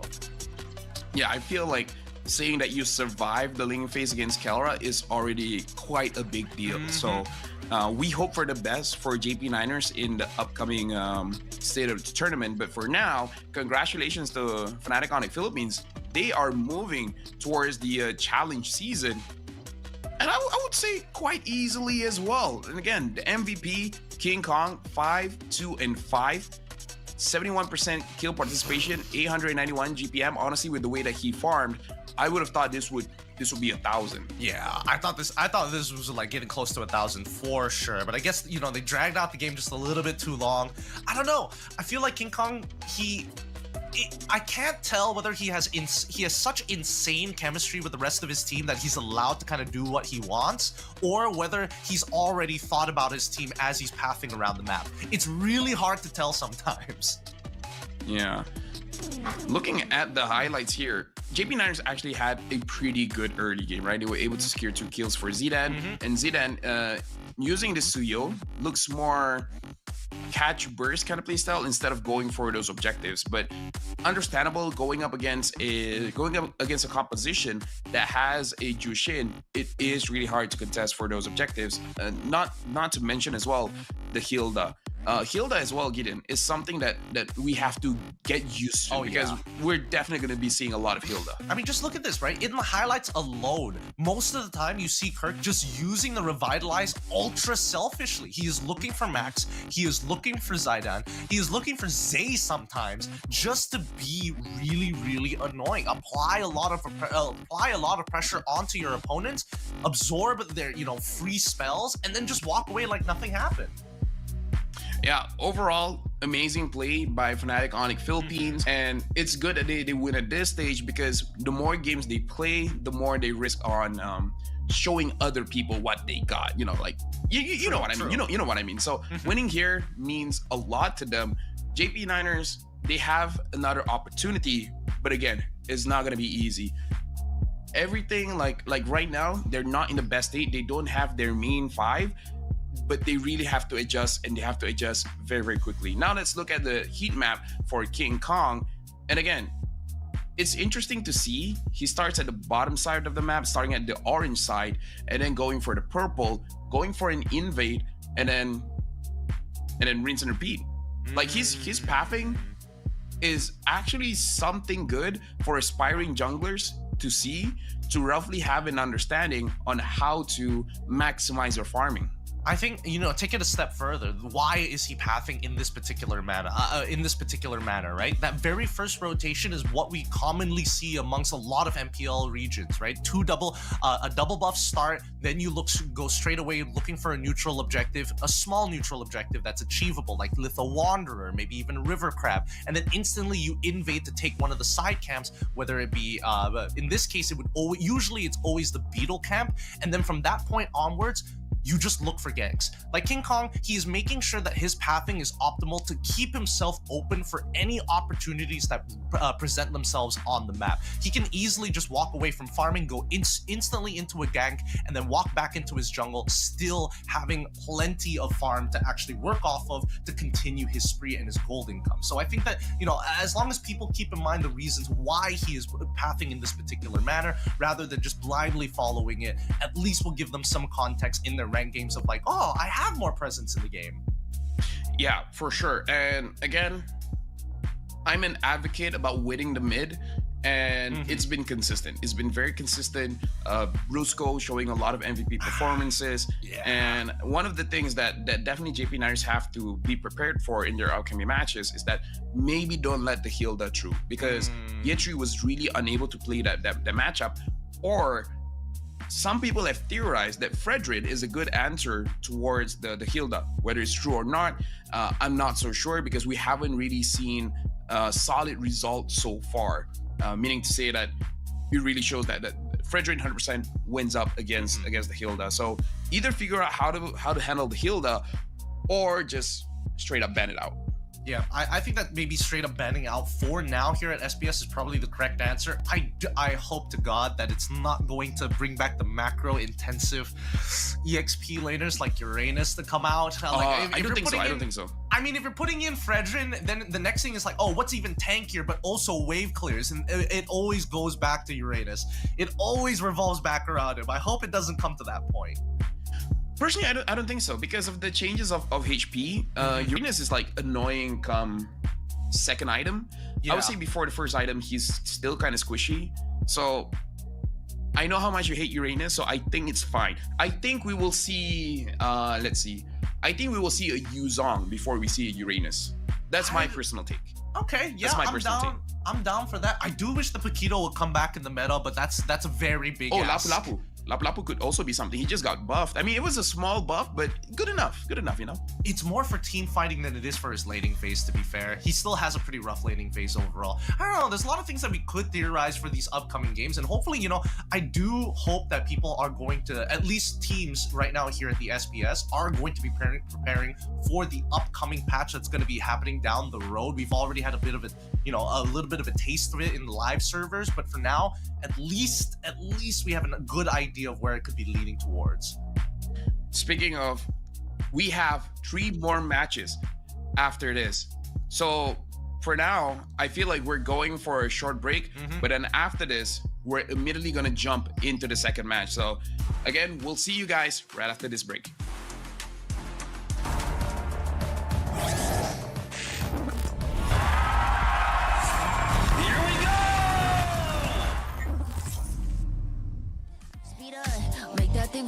Foot on the gas so you got nothing left. Let's drive to the top of the mountain and see the view. Let's vibe, looking back on the journey, just me and you. Ain't nobody wanna go slow. Yeah, I was chilling in the past, I was solo. Now that I got you in my life, I'm like, go, go. I be living for the thrill of it, whoa, whoa.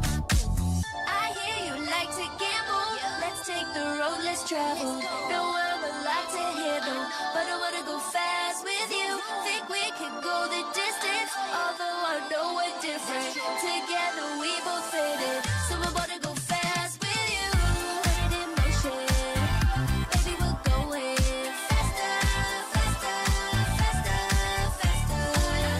Seizing the moment, baby, keep going faster, faster, faster, faster. It's like the navigator even seen us, and nothing will ever get in between us. I'ma ride by your side every season, and if anyone try to stop us, we just speed up. Yeah, always keep it at 100. Top down, pretty face, so sun-kissed. Know it's scary, but I swear I really love this. Big shades on, summertime in London. I hear you like to gamble.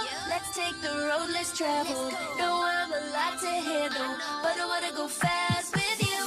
Think we could go the distance, although I know we're different. Together we both fit in, so I wanna go fast with you. Put it in motion, baby, we're going faster, faster, faster, faster. Seize the moment, baby, keep going faster, faster, faster, faster. Put it in motion, baby, we're going faster, faster, faster, faster. Seize the moment, baby, keep going faster, faster, faster, faster, fast.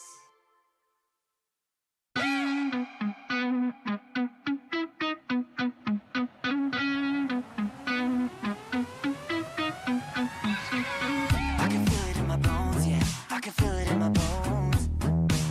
I've been waiting for this moment. All my life I've been waiting. Ain't nothing gonna hold me down. Ain't nothing gonna stop me now. 'Cause I was born for this moment. I was born for this moment.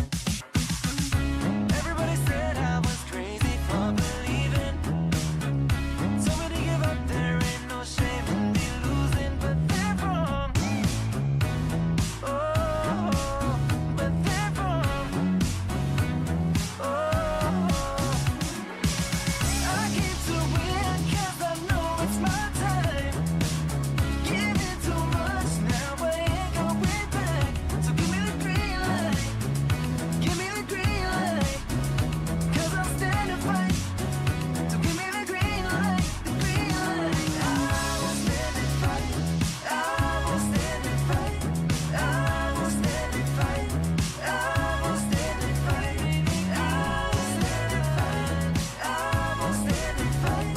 I will stand and fight. I will stand and fight. Everybody said I was crazy for believing.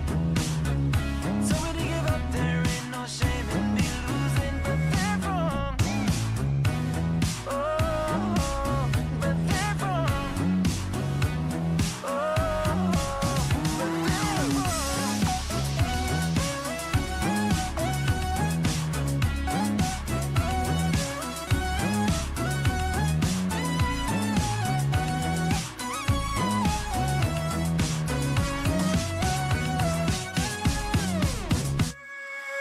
I get to win 'cause I know it's my time.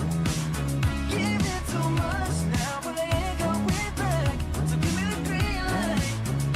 Give me the green light. 'Cause I'll stand and fight. So give me the green light, the green light. I will stand and fight. I will stand and fight. I will stand and fight. I will stand and fight. I will stand and fight. I will stand and fight. I will stand and fight. I will stand and fight.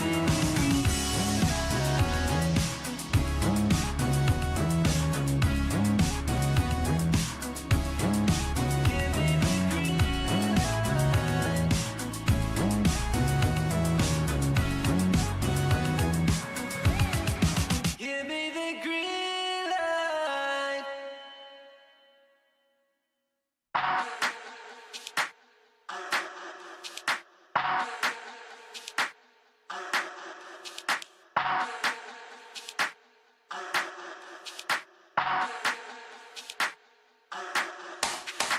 Let's get waved, let's get lit, let's get high, let's come have it.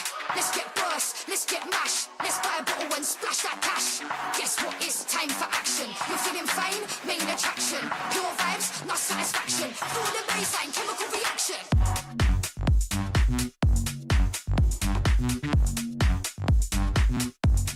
Chemical reaction.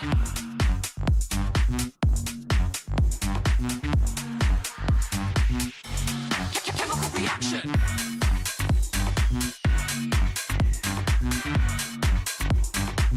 Guess what, it's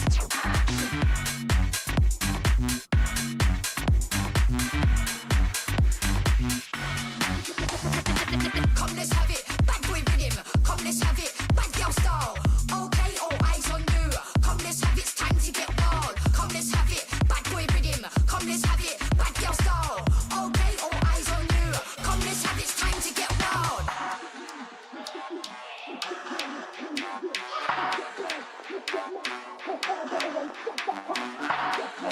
for action. You're feeling fine, main attraction. Pure vibes, not satisfaction. Pull the bass, chemical reaction. You're feeling fine. Chemical reaction.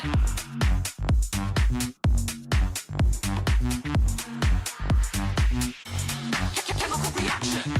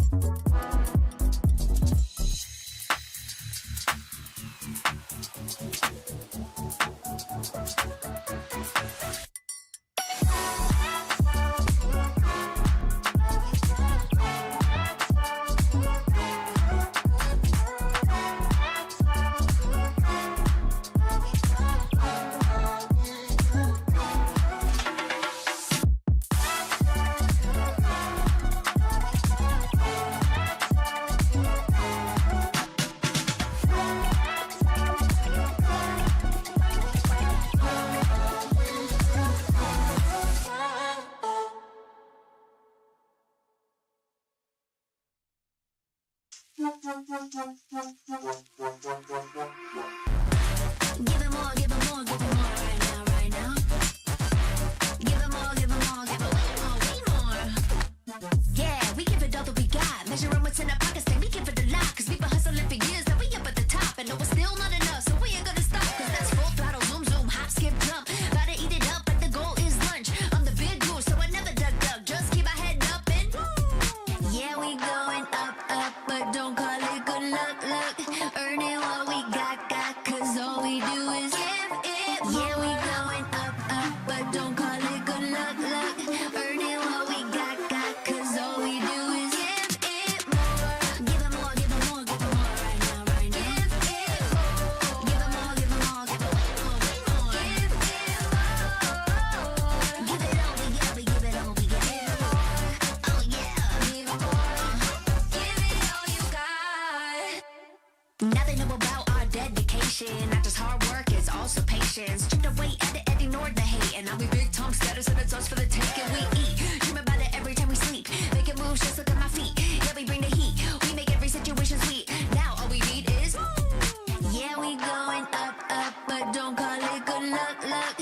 Earning what we got, cause all we do is give it more. Yeah, we going up, up, but don't call it good luck, luck. Earning what we got, cause all we do is give it more. Give it more, give it more, give it more right now, right now. Give it more, give it more, give it way more, way more. Give it all, we got, we give it all, we got. Give it more, oh yeah, give it more. Give it all you got. Give it more, give it more, give it more right now, right now. Give it more, give it more, give it way more, way more. Give it all, we got, we give it all, we got. Oh yeah.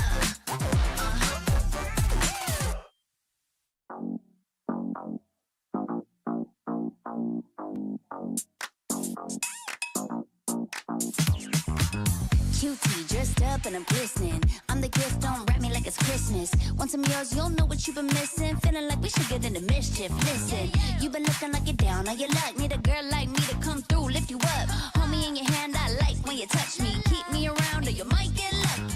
I'ma keep you with the good mood. Keep you up all night. Never, never around you. Baby, this is so vibe. Got me dancing like a soul train. Laughing the whole time. Got me singing in the shower. Baby, are you all mine? Baby, I'm your four-leaf clover. Your rabbit's foot, your charm bracelet, horseshoe. Baby, I'm your good, good omen. You wanna keep me with you. Keep me with you. Yeah, it's not hard to see. There's a pattern forming when you got me. 777 all wins, big money. The tramp over here never see me coming. I was in your back pocket the whole time. A quiet power, a silent gold mine, a big old confidence boost. You never delude. Just know that you'll be winning cause I'm with you in the building. I'ma keep you with the good mood. Keep you up all night. Never, never around you. Baby, this is so vibe. Got me dancing like a soul train. Laughing the whole time. Got me singing in the shower. Baby, are you all mine? Baby, I'm your four-leaf clover. Your rabbit's foot, your charm bracelet, horseshoe. Baby, I'm your good, good omen. You wanna keep me with you. Keep me with you. You been looking like you're down on your luck. Need a girl like me to come through, lift you up. Hold me in your hand, I like when you touch me. Kick me around and you might get lucky. Baby, I'm your four-leaf clover. Your rabbit's foot, your charm bracelet, horseshoe. Baby, I'm your good, good omen. Yeah, you wanna keep me with you. Oh yeah, keep me with you.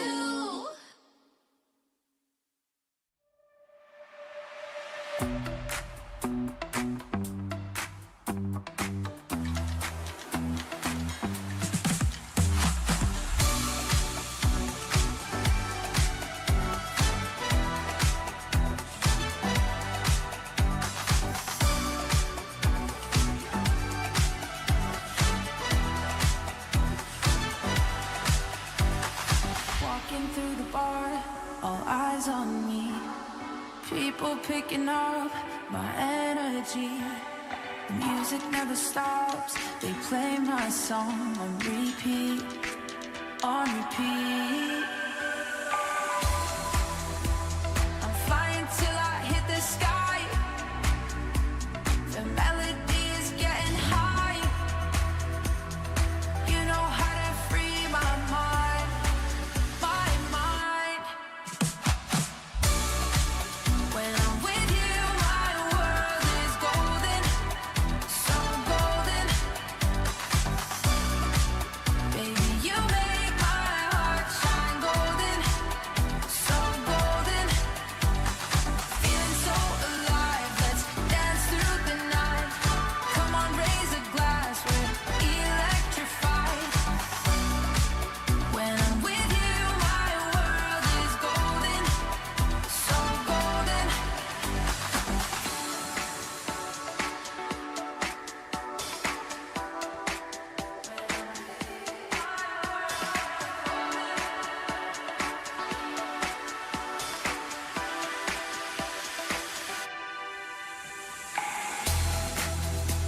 I'm flying till I hit the sky. The melody is getting high. You know how to free my mind, my mind. When I'm with you, my world is golden, so golden.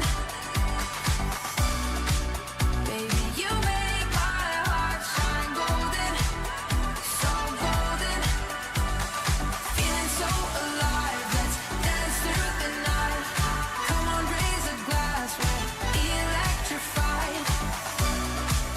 When I'm with you, my world is golden, so golden.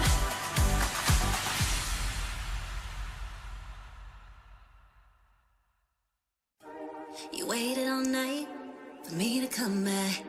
Oh, why'd you think that it's not alright? Told you that I'm not that type. Didn't mean to get you so excited. Tried to tell you not to fall in love. Why you always hit me uninvited? Was hoping you would get the picture. I've had enough. Now it's time for me to turn around. Thought you knew what this was. Yeah, I am superstar. You were never the one for me. Never should have fell for me. Take back your heart. Why don't you take it back? You never had a chance. I'm gonna take back the one heart. Call it a savage love, just till I had enough of us. I'm good, babe. I'm on my own. This ain't a phase. Just let me go. Told you that I'm not that type. Don't wanna waste and ride. Begging for one more chance. Yeah, know you got carried away. Ooh, you made me to say. Even mess with greatness, faces, stay in your place. I was looking to play, then you got in the way. All the love that we made got me stuck on your brain. Got no time to stay here and say goodbye. Yeah, I am superstar. You were never the one for me. Never should have fell for me. Take back your heart. Why don't you take it back? You never had a chance. I'm gonna take back the one heart. Call it a savage love, just till I had enough of us.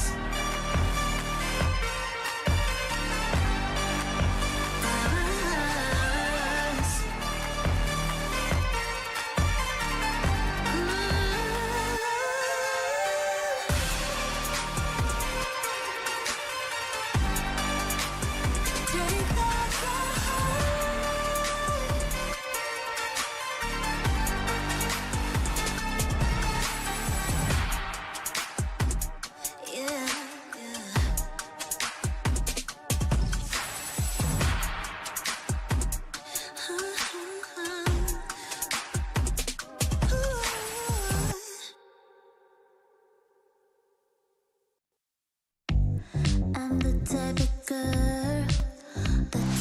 logic into atoms. Think you know it all, but then you let me get inside your head. Yeah. Steady jump design, think I know your kind. I'm about to break another code now. Pretty in disguise, bugging up your life. This is my syntax. 3, 2, 1, deploy. XOX cutthroat code, run it again. XOX cutthroat code, run it again. Steady jump design, think I know your kind. Yeah. Steady jump design,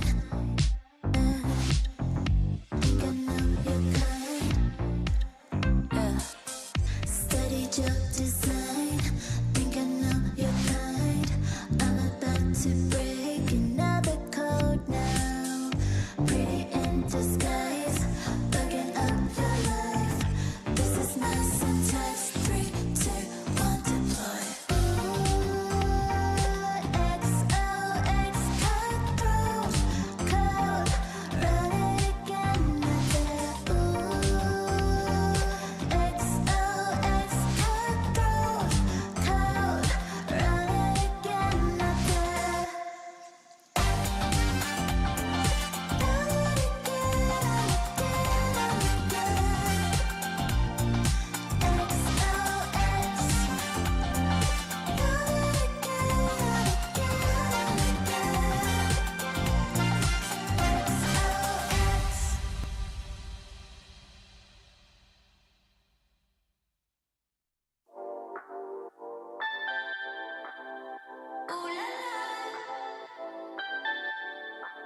Let's go. Put it in motion. Baby, we're going faster, faster, faster, faster. Seizing the moment. Baby, keep going faster, faster, faster, faster.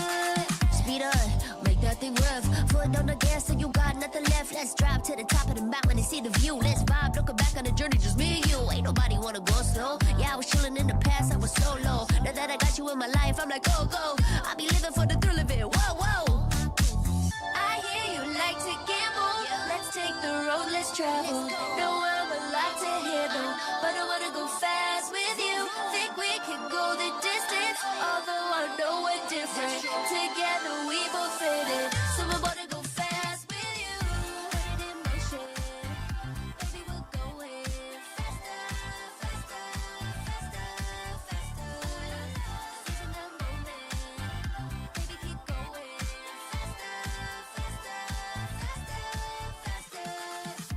It's like they never even seen us, and nothing will ever get in between us. I'ma ride by your side every season, and if anyone try to stop us, we just speed up. Yeah, always keep it at 100. Top down, pretty face, so sun-kissed. Know it's scary, but I swear I really love this. Big shades on, summertime in London. I hear you like to gamble.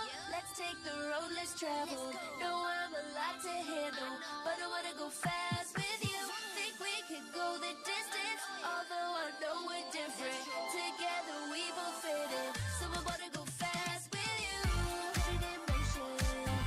Baby, we're going faster, faster, faster, faster. Seizing the moment. Baby, keep going faster, faster, faster, faster. Put it in motion. Baby, we're going faster,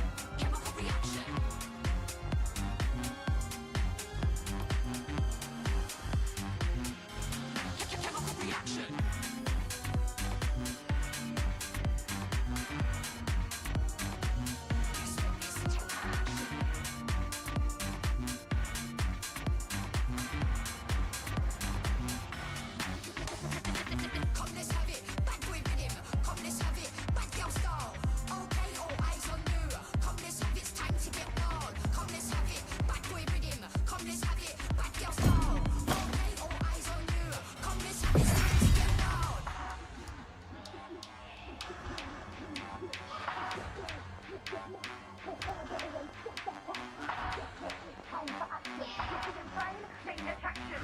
Your vibes, not satisfaction. Feel the bass, chemical reaction. You're feeling pain? Chemical reaction.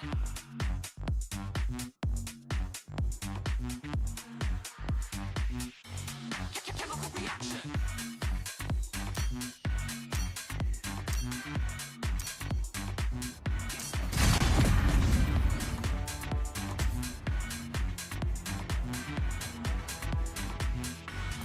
Chemical reaction.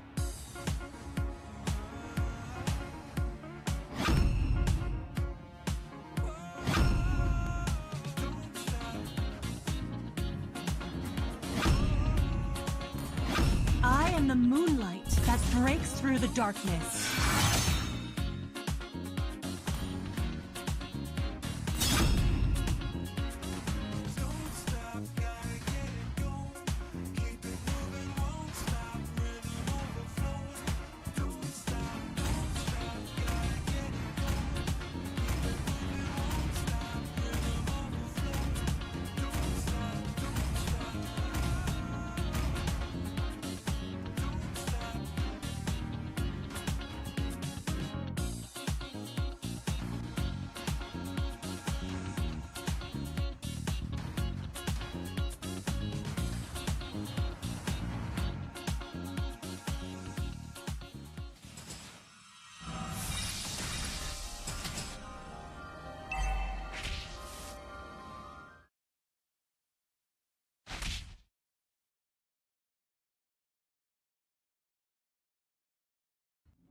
Welcome to Mobile Legends!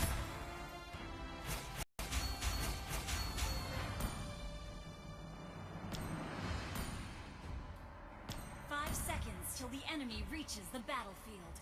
Smash them! All troops deployed! As twilight falls, the new moon draws near.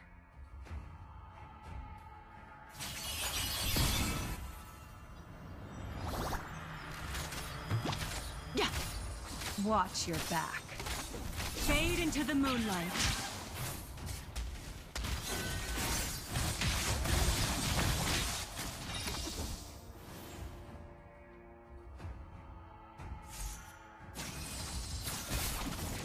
The forest is on my watch when the moon is shrouded in darkness.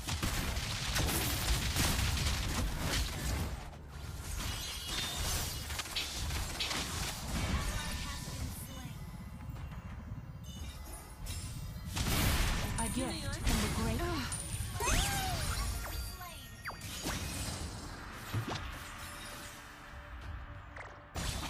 Until the new moon graces us again, my fight carries on.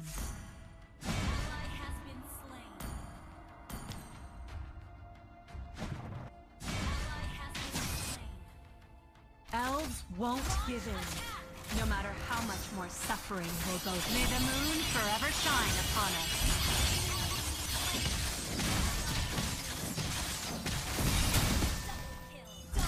The eclipse.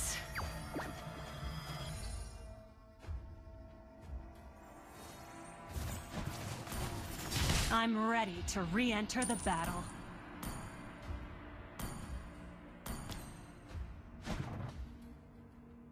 An enemy has been slain. Enemy has been slain. An enemy has been slain. The moonlight spares no mercy to the foes of Azure.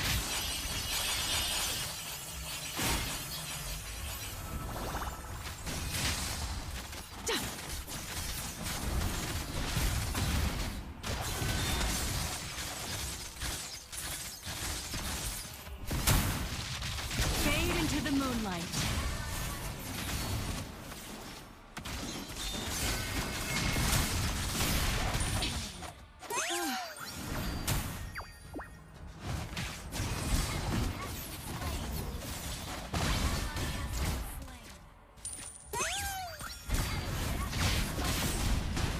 Until the new moon graces us again, my fight carries on. The way of the hunter. Moderate respectful and sincere. The way of the bow, flexible, reserved, and understated.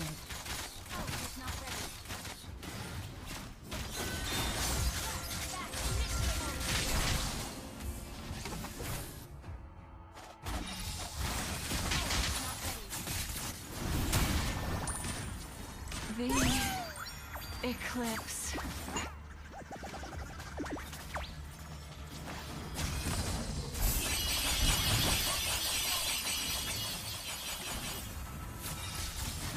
I'm ready to re-enter the battle.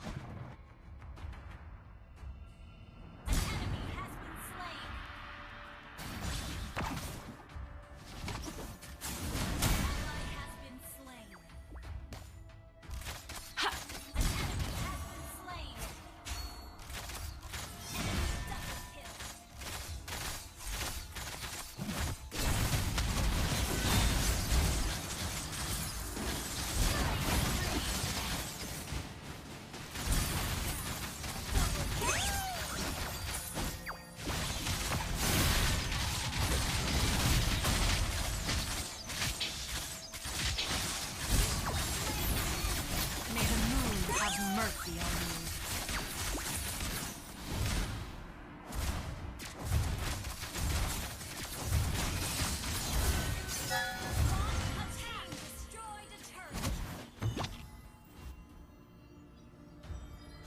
The forest might burn, the moon may be dark, but our hope outlives everything.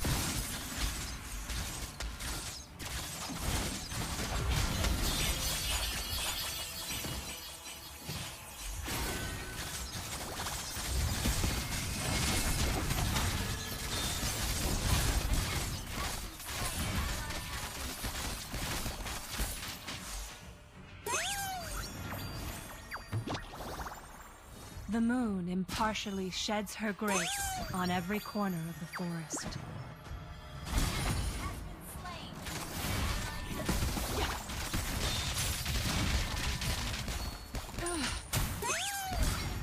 A gift from the great forest. Our turret is under attack. Unstoppable!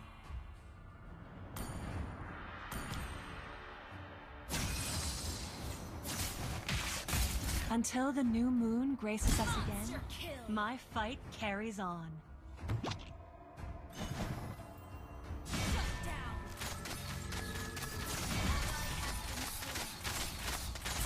May the moon forever shine upon us.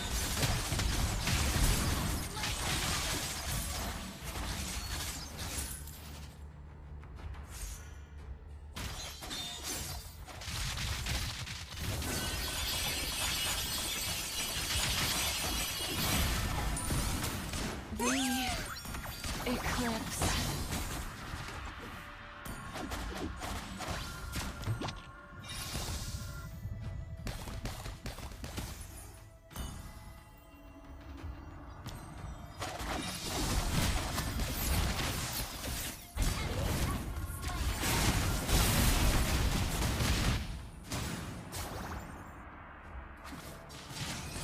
I'm ready to re-enter the battle.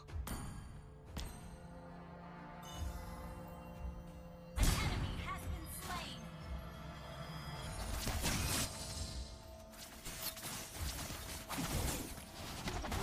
The forest is on my watch. Fade into the moonlight.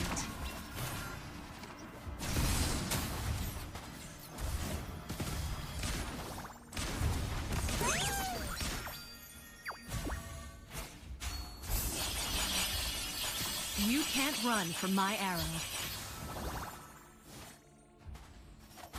Initiate retreat.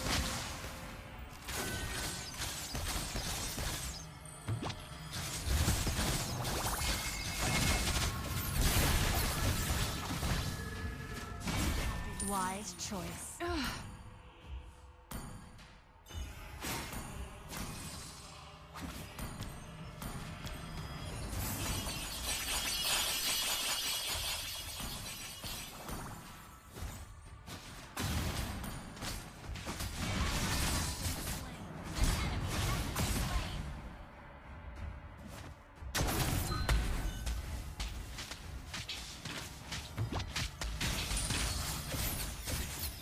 Until the new moon graces us again, my fight carries on.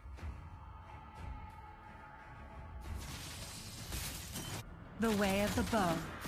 Flexible, reserved. May the moon forever shine upon us. The eclipse.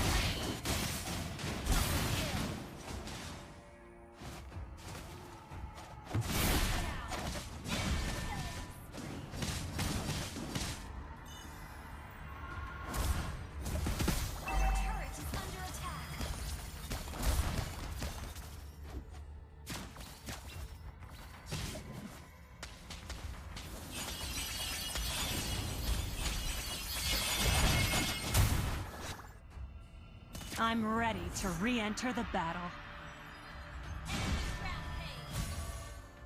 Our turret is under attack. Our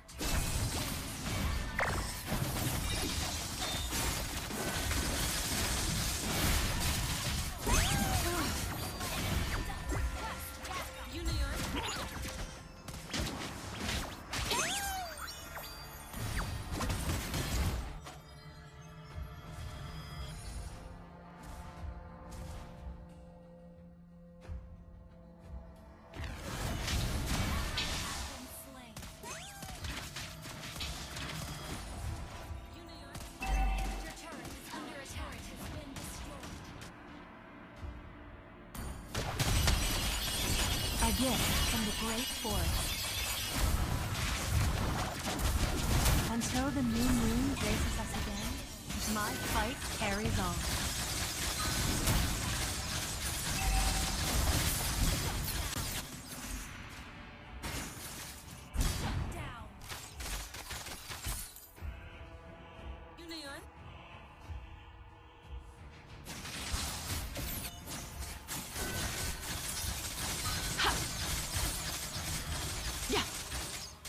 May the moon forever shine upon us.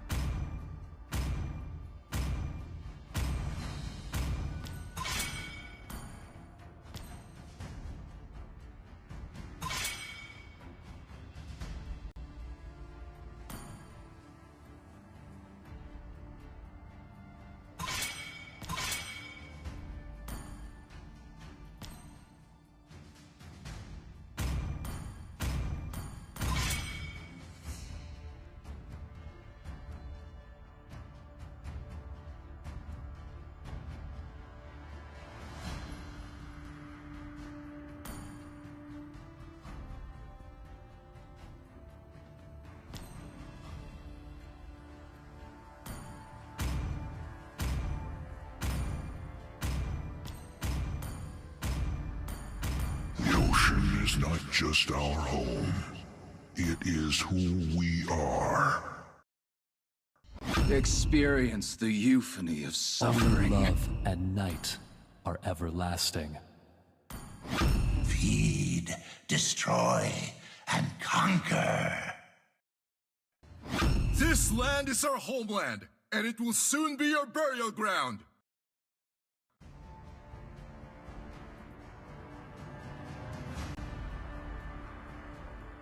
Muscle of iron, bones of steel.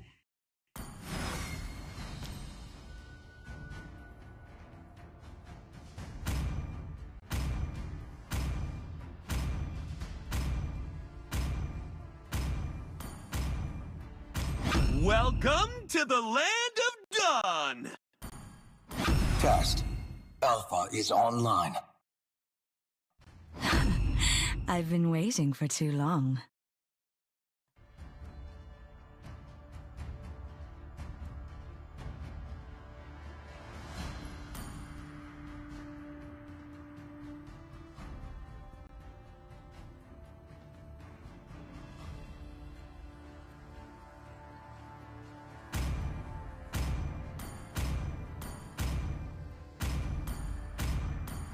Your flower in me has withered in the hellfire. 少しでも多くの善人が平等を享受できるように。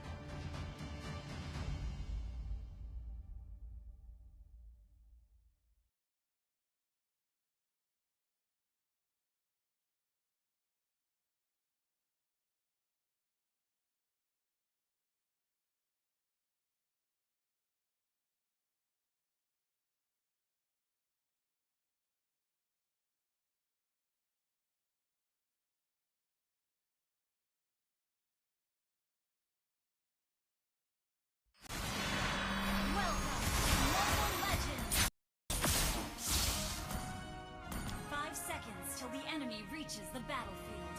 Smash them! All troops deployed. 俺は不平等に人を助ける。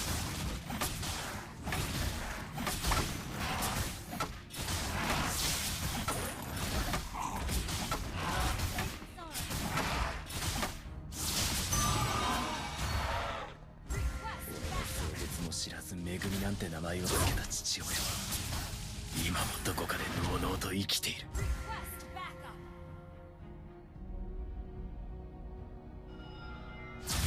不平等な現実のみが平等に与えられてい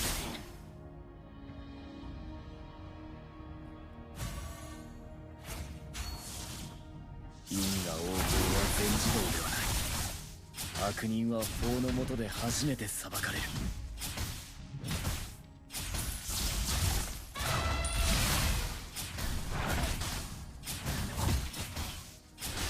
人産、効果、知熟、人間の形の方が呪いの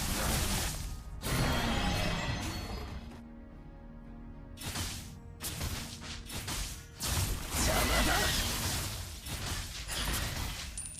俺は強くなるんだ。そのためなら何だって。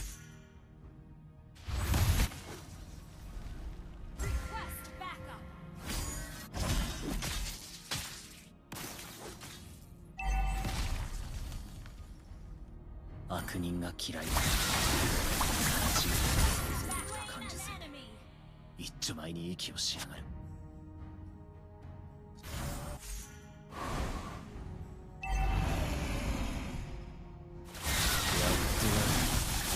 自分の良心に従って人を助ける。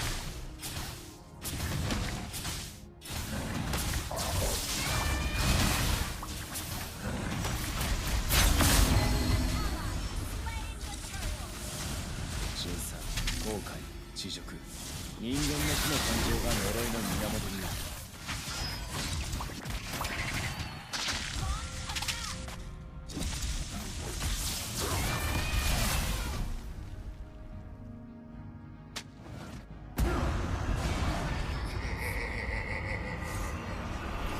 疲れた。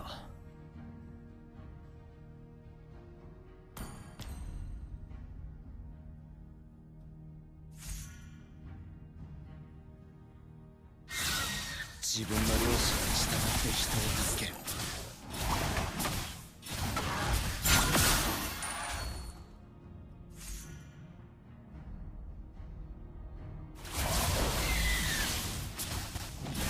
不平等な現実のみが平等に与えられている。邪魔だ。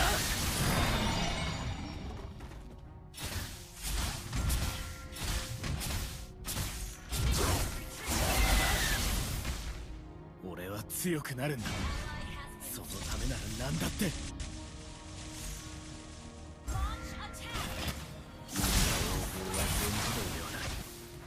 悪人は法の下で初めて裁かれる。全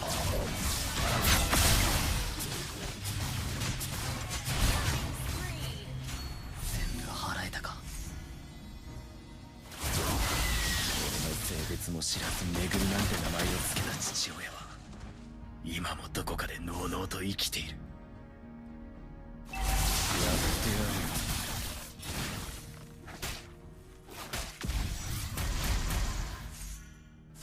悪人が嫌いだ。サラチみてえな想像力と感受性で一丁前に息をしのぐ。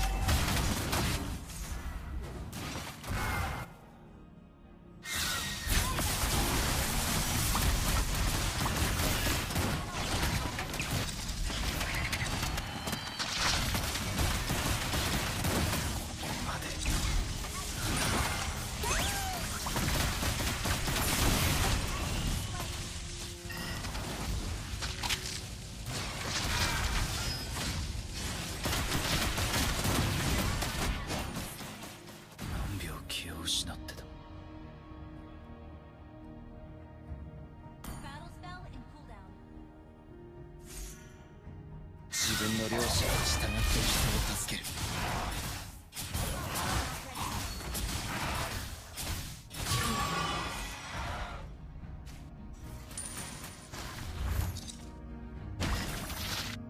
俺は強くなるんだ。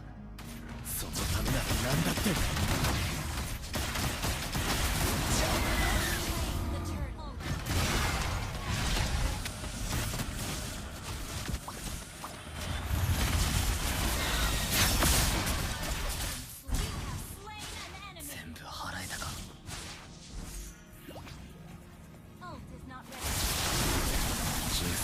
後悔、地辱、人間の負の感情が呪いの源になる。邪魔だ。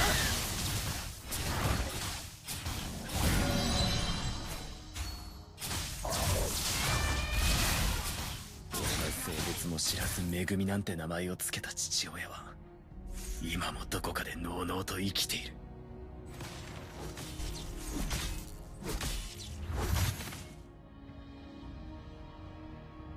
因果応報は全自動ではない。悪人は法の下で初めて裁かれる。邪魔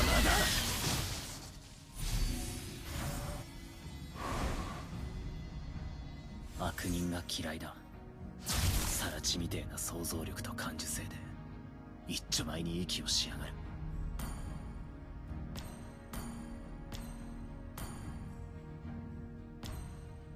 俺は強くなるんだ。そのためなら何だって。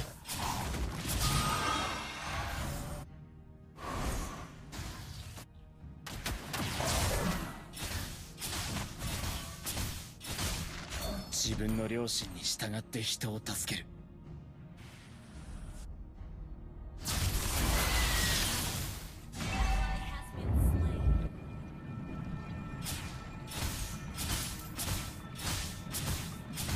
審査、後悔、地辱、人間の負の感情が呪いの源になる。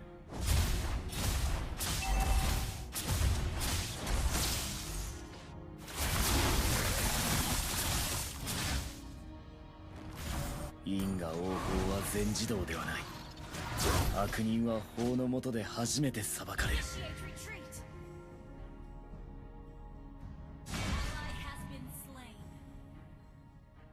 不平等な現実のみが平等に与えられている。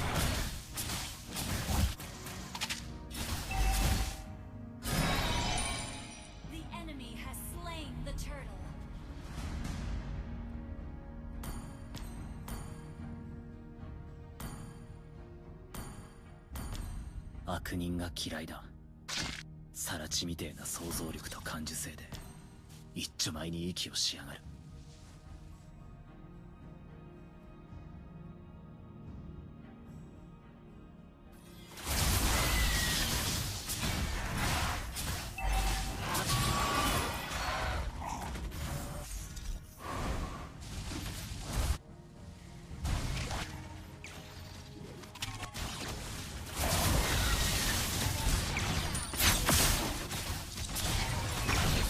知らず恵みなんて名前を付けた父親は今もどこかで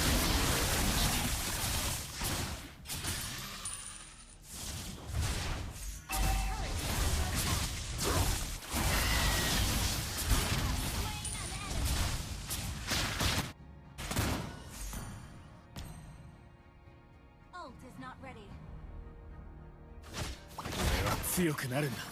そのためなら何だって。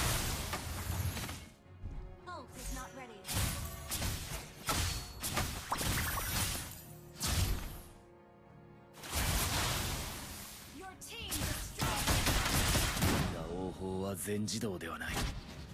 悪人は法の下で初めて裁かれる。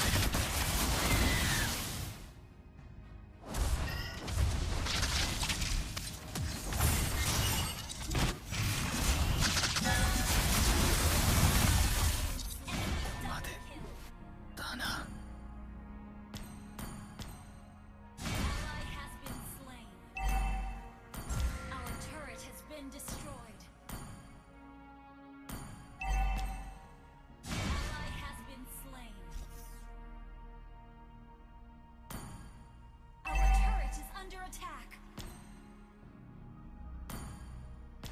turret has been destroyed. 何秒気を失った。 Turret is under attack. Our turret is under attack. 自分の良心に従って人を助ける。 The enemy has slain me. Request backup.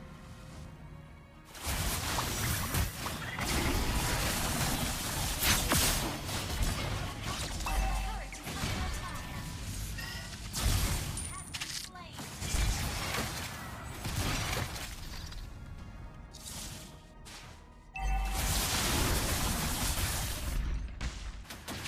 不平等な現実のみが平等に与えられている。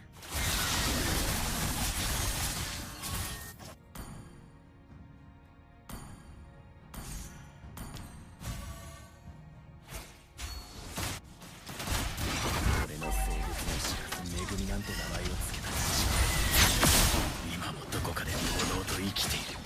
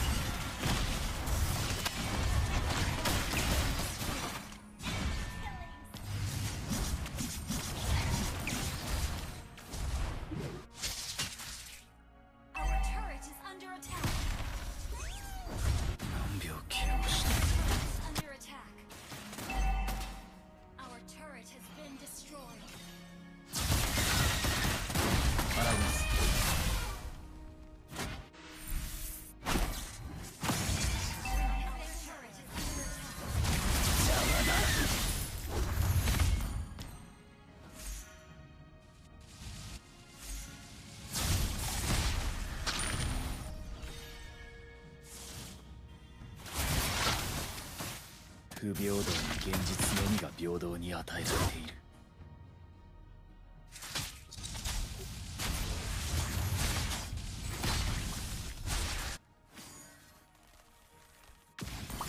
自分の良心に従って人を助ける。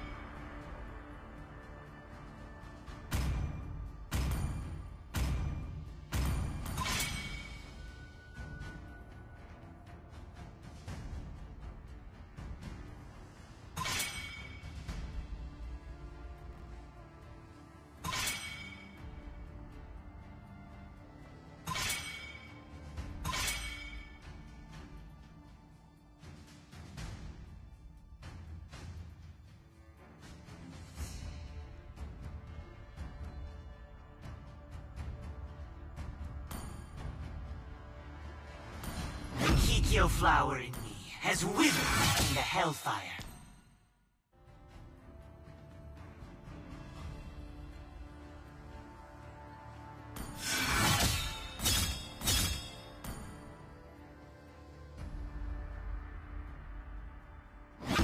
Let's hear from the crowd! Make some noise for yours truly! I am the legend of Zlatan.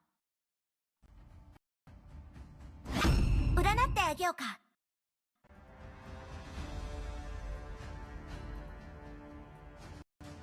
Ready, go!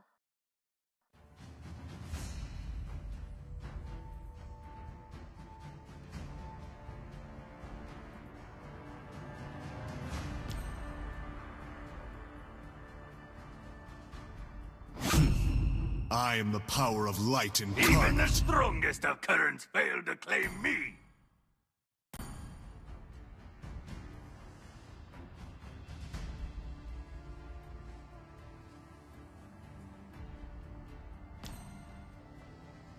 I love the smell of gunpowder in the morning.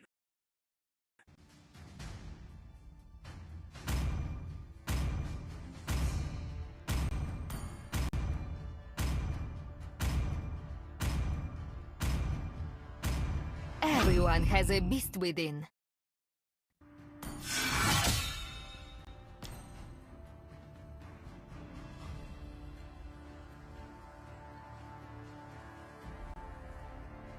am the moonlight that breaks through the darkness.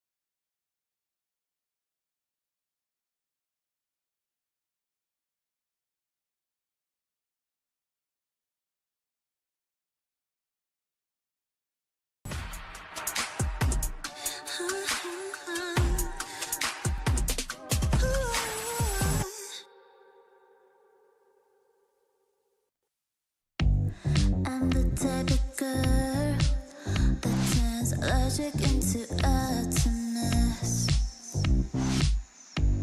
Think you know it all, but then you let me get inside your head. Yeah. Steady jump design, think I know your kind. I'm about to break another code now.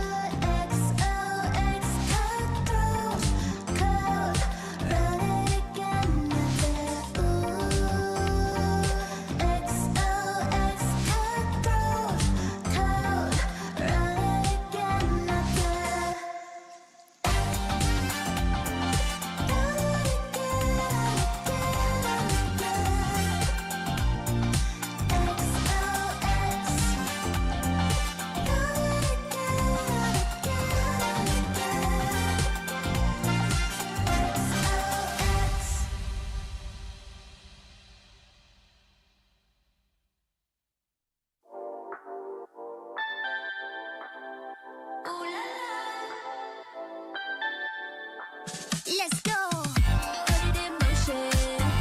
Baby, we're going faster, faster, faster, faster. Seizing the moment. Baby, keep going faster, faster, faster, faster. Speed up, make that thing rough. Foot on the gas, so you got nothing left. Let's drive to the top of the mountain and see the view. Let's vibe, looking back on the journey, just me and you. Ain't nobody wanna go slow. Yeah, I was chilling in the past, I was so low. Now that I got you in my life, I'm like, go, go. I be living for the thrill of it, whoa, whoa. I hear you like to gamble. Let's take the road, let's travel. No, I'm a lot to handle, but I wanna go fast with you. Think we can go the distance, although I know we're different. Together we both fit it, so I wanna go fast with you. Put it in motion. Baby, we're going faster, faster, faster, faster. Seizing the moment. Baby, keep going faster, faster, faster, faster. It's like they never even seen us, and nothing will ever get in between us. I'ma ride by your side every season, and if anyone try to stop us, we just speed up. Yeah, always keep it at 100. Top down, pretty face, so sun-kissed. Know it's scary, but I swear I really love this. Big shades on, summertime in London. I hear you like to gamble. Let's take the road, let's travel. No, I'm a lot to handle, but I wanna go fast with you. Think we could go the distance, although I know we're different. Together we both fit it, so I wanna go fast with you. Put it in motion. Baby, we're going faster, faster, faster, faster. And we are already back with our second match of today. Now we are going to the 4-1 bracket with Fnatic Onyx PH already taking their 2-0 victory against their previous bitter rivals. They now must face Team Liquid Indonesia. Hello, everybody sitting a little too close to the screen here, but I'll keep in mind of your personal space. Today, it's just going to be me. LaFell's going to be joining us in just a little bit. He's dealing with a blackout on his own side, but don't worry. We'll make sure that you guys are going to get covered real quick with the current games because the draft has already begun. So let's jump right into it here. Fnatic Onyx going to be on Fnatic Onyx PH going to be on blue side, Team Liquid ID on red side. 3 bans already going through. First phase done actually. So it's Matilda, Angela, and Alpha. A lot of sustain coming in from the side of Fnatic Onyx PH. Maybe they have a rough idea of what Team Liquid ID want to do with Jushin, Hilda, Chip, atypical bans, but the Hilda has been on the up and rise. The Jushin makes a lot of sense here. That means first pick went over Fanny for Fnatic PH, Team Liquid ID Chofov, and then we finally get the Gatot as well as Lo Yi. So right off the bat, Fnatic Onyx PH have got a really fast composition. Once they hit level 4, they're going to be able to basically move wherever they need to be, and they just have to play off of King Kong's Fanny timers when he needs energy and is forced to recall. From the opposite side, Team Liquid ID, I love the Cho pick, of course. Very strong opener for red side. Phoveus is the follow-up Moskov to make the assassins' jobs really difficult, and that way maybe you could split up the fight. Because Lo Yi generally wants to punish your team if they're clumping up too close together and kind of spread her markings around different players so that you can get a random yin-yang reaction in the middle of the fight, which heavily disrupts them. The Phoveus, I'm pretty sure that they're going to... I'm not 100% sure whether he's going to go Vengeance this time around, but in terms of the second ban phase, the Suyo is already really good. The Joy, get rid of low executions, get rid of high mobility, especially considering that your comp isn't mobile in the traditional way, more so macro-wise rather than micro, with the only exception being Fanny. Edith and as well as Harith kind of gives me the idea that they want to play... What really goes terribly? Probably not the Valentina. So instead they go into the Aurora.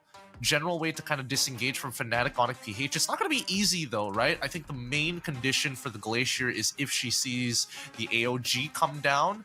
Sorry, Guardian of the Avatar, the GOA coming in specifically from Gatot.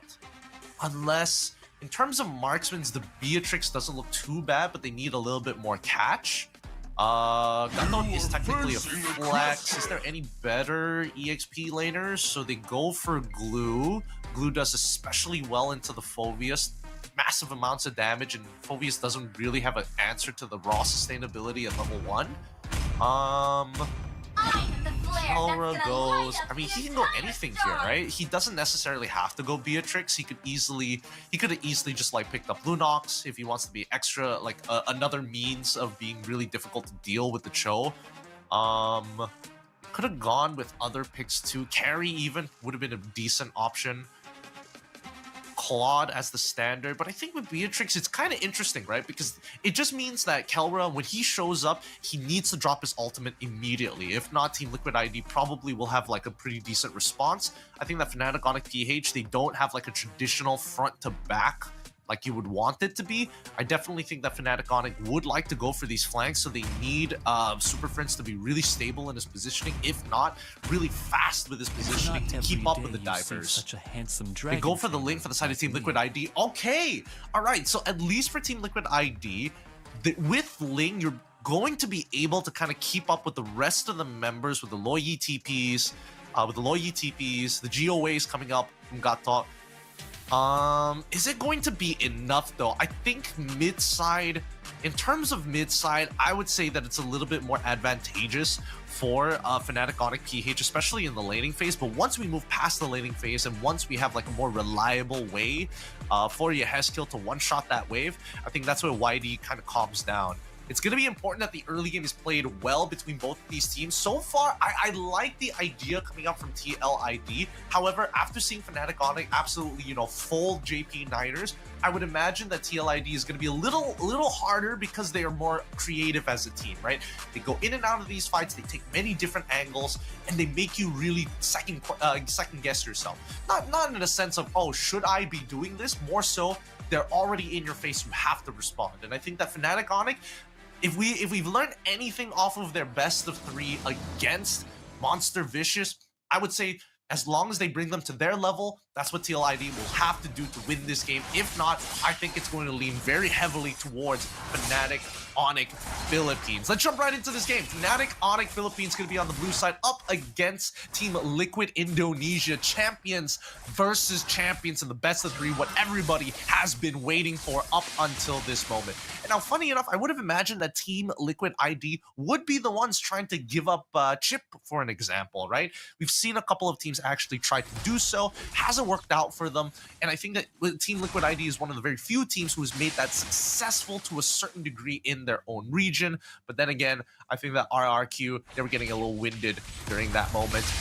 YD, as well as Yehezkiel, will fight for this mid lane, and this is what you want to see, right? YD is really going to struggle sticking his nose out in that lane, especially against the Loyi, and in case he messes up his Shunpo and gets locked down by Brusco, even for a fraction of a second, he's going to be taking so much damage.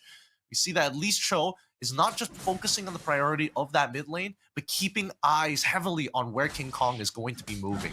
So remember the last time we talked about King Kong. What was his pathing? Double buff into opponent's Beetle, maybe gets a neutral objective, one of the smaller camps, whether it's Little Wanderer or whether River Crab, considering that he was on the bottom side at level 4. We're expecting him to go ham here. Doesn't find an angle. Aran able to pull back. No battle spells have been blown from either side. Fabian, as well as Aaron Shiki, gonna take their time, but this is a really good setup from Aaron. This will start a freeze, and Kelra is forced to walk up. He might be able to get a trade, especially since he is going to be using Bennett, the grenade launcher, in case you guys aren't too sure what that is. Turtle is back up right now. Do they need to push him out? Kirk is going to start. He's already got priority. Mid lane has priority too. YD, he's going to need to keep eyes on where Brusco is. He's expecting to see King Kong on that purple buff. So Kirk and Super Friends are positioned for that top side. If they can punish Aran now, or at least get him to use his battle spell, at least he'll be more susceptible to dying. They don't mind because Kirk is playing glue. He can sustain through a majority of the damage. And even on bot side, despite everything that has happened up top, we're seeing that Kelra is not phased by it. He's just hard shoving the wave, looking for that reset timer. And now we do see that Aran is, oh my goodness, so close to actually picking off Kirk there. Was saved by Brusco. Spirit Destruction only lands on the globules in the back. Tempest of Blades going to be coming out from Fabian, looking for an opportunity to start first blood here. Jumps away just in time, and finally Super Friends, after having to use his Purify, melts under that pressure. That's what we were waiting for. Outranged and jumped upon by the assassins of TLID. That's going to be the first turtle falling into the hands of the Indonesians right now. Fnatic Onyx PH, don't worry, they're still in it to win it. They're not out of it just yet. A single first blood isn't the end of the world, and here comes their response. Yeah, Hezkill gonna get targeted, loses his passive. Pride of Ice gone, Brusco able, with the help of Super Friends, able to trade 1-for-1. Team Liquid ID still in the lead here, but at least Super Friends is able to bounce back from the initial damage, and Brusco, he's already past level 4, so dying at this point, not that big of a deal. Team Liquid ID, sadly for Hezkill, he's going to be real careful with the way that he starts walking up. Without his passive, he's not going to be able to be as brave as before, especially with his flicker coming back up in 62 seconds. That being said, Fabian, back towards the top side of the map, looking for anything. He's just hovering. I think he's trying to figure out where King Kong is positioned. The last time he saw him, he didn't have his purple buff. So he can only assume... Oh, wait, no. Towards top side, goes back to his orange. Doesn't see many opportunities to actually go for ganks at this point, and without much farm waiting for his own camps to spawn, King Kong is going to extend the EXP lead. Ooh, but we do see that Aaron Shiki is throwing the Spear of Destruction down bot side just to make sure that they can figure out where that Fanny is. And now they attack towards mid. Knockup is good. Brusco in a lot of trouble, but the split keeps him alive. Tempest of Blades forced out straight away. Brusco still holding strong. Aran? No, he's in range, right? He's got to be able to land that last auto attack. He needs it. Doesn't find it as Kelra gets zoned out from that wave, with Aaron Shiki not only winning the wave, but having a little bit of help from YD as well. This is going to put him in a pretty awkward spot. No flicker as well. If he loses in this recall, he's not going to get a timer to head back into base. As Fabian attacks the top side, Team Liquid ID increase the tempo. And now Fnatic Onyx, they just have to respond, right? Dealing with Fabian, they send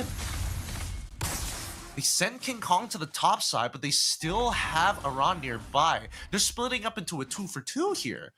Whitey, he wants to do it again. I think he's thinking about finding Kelra, and Kelra not showing himself is great, but Aran is taking the punishment here. You cannot be trading against Glue for this long, and worse yet, especially with King Kong, he's not going for your traditional lethal ignition, instead going for the war cry to ensure that he can deal some serious damage, whether or not it's a short or a prolonged trade.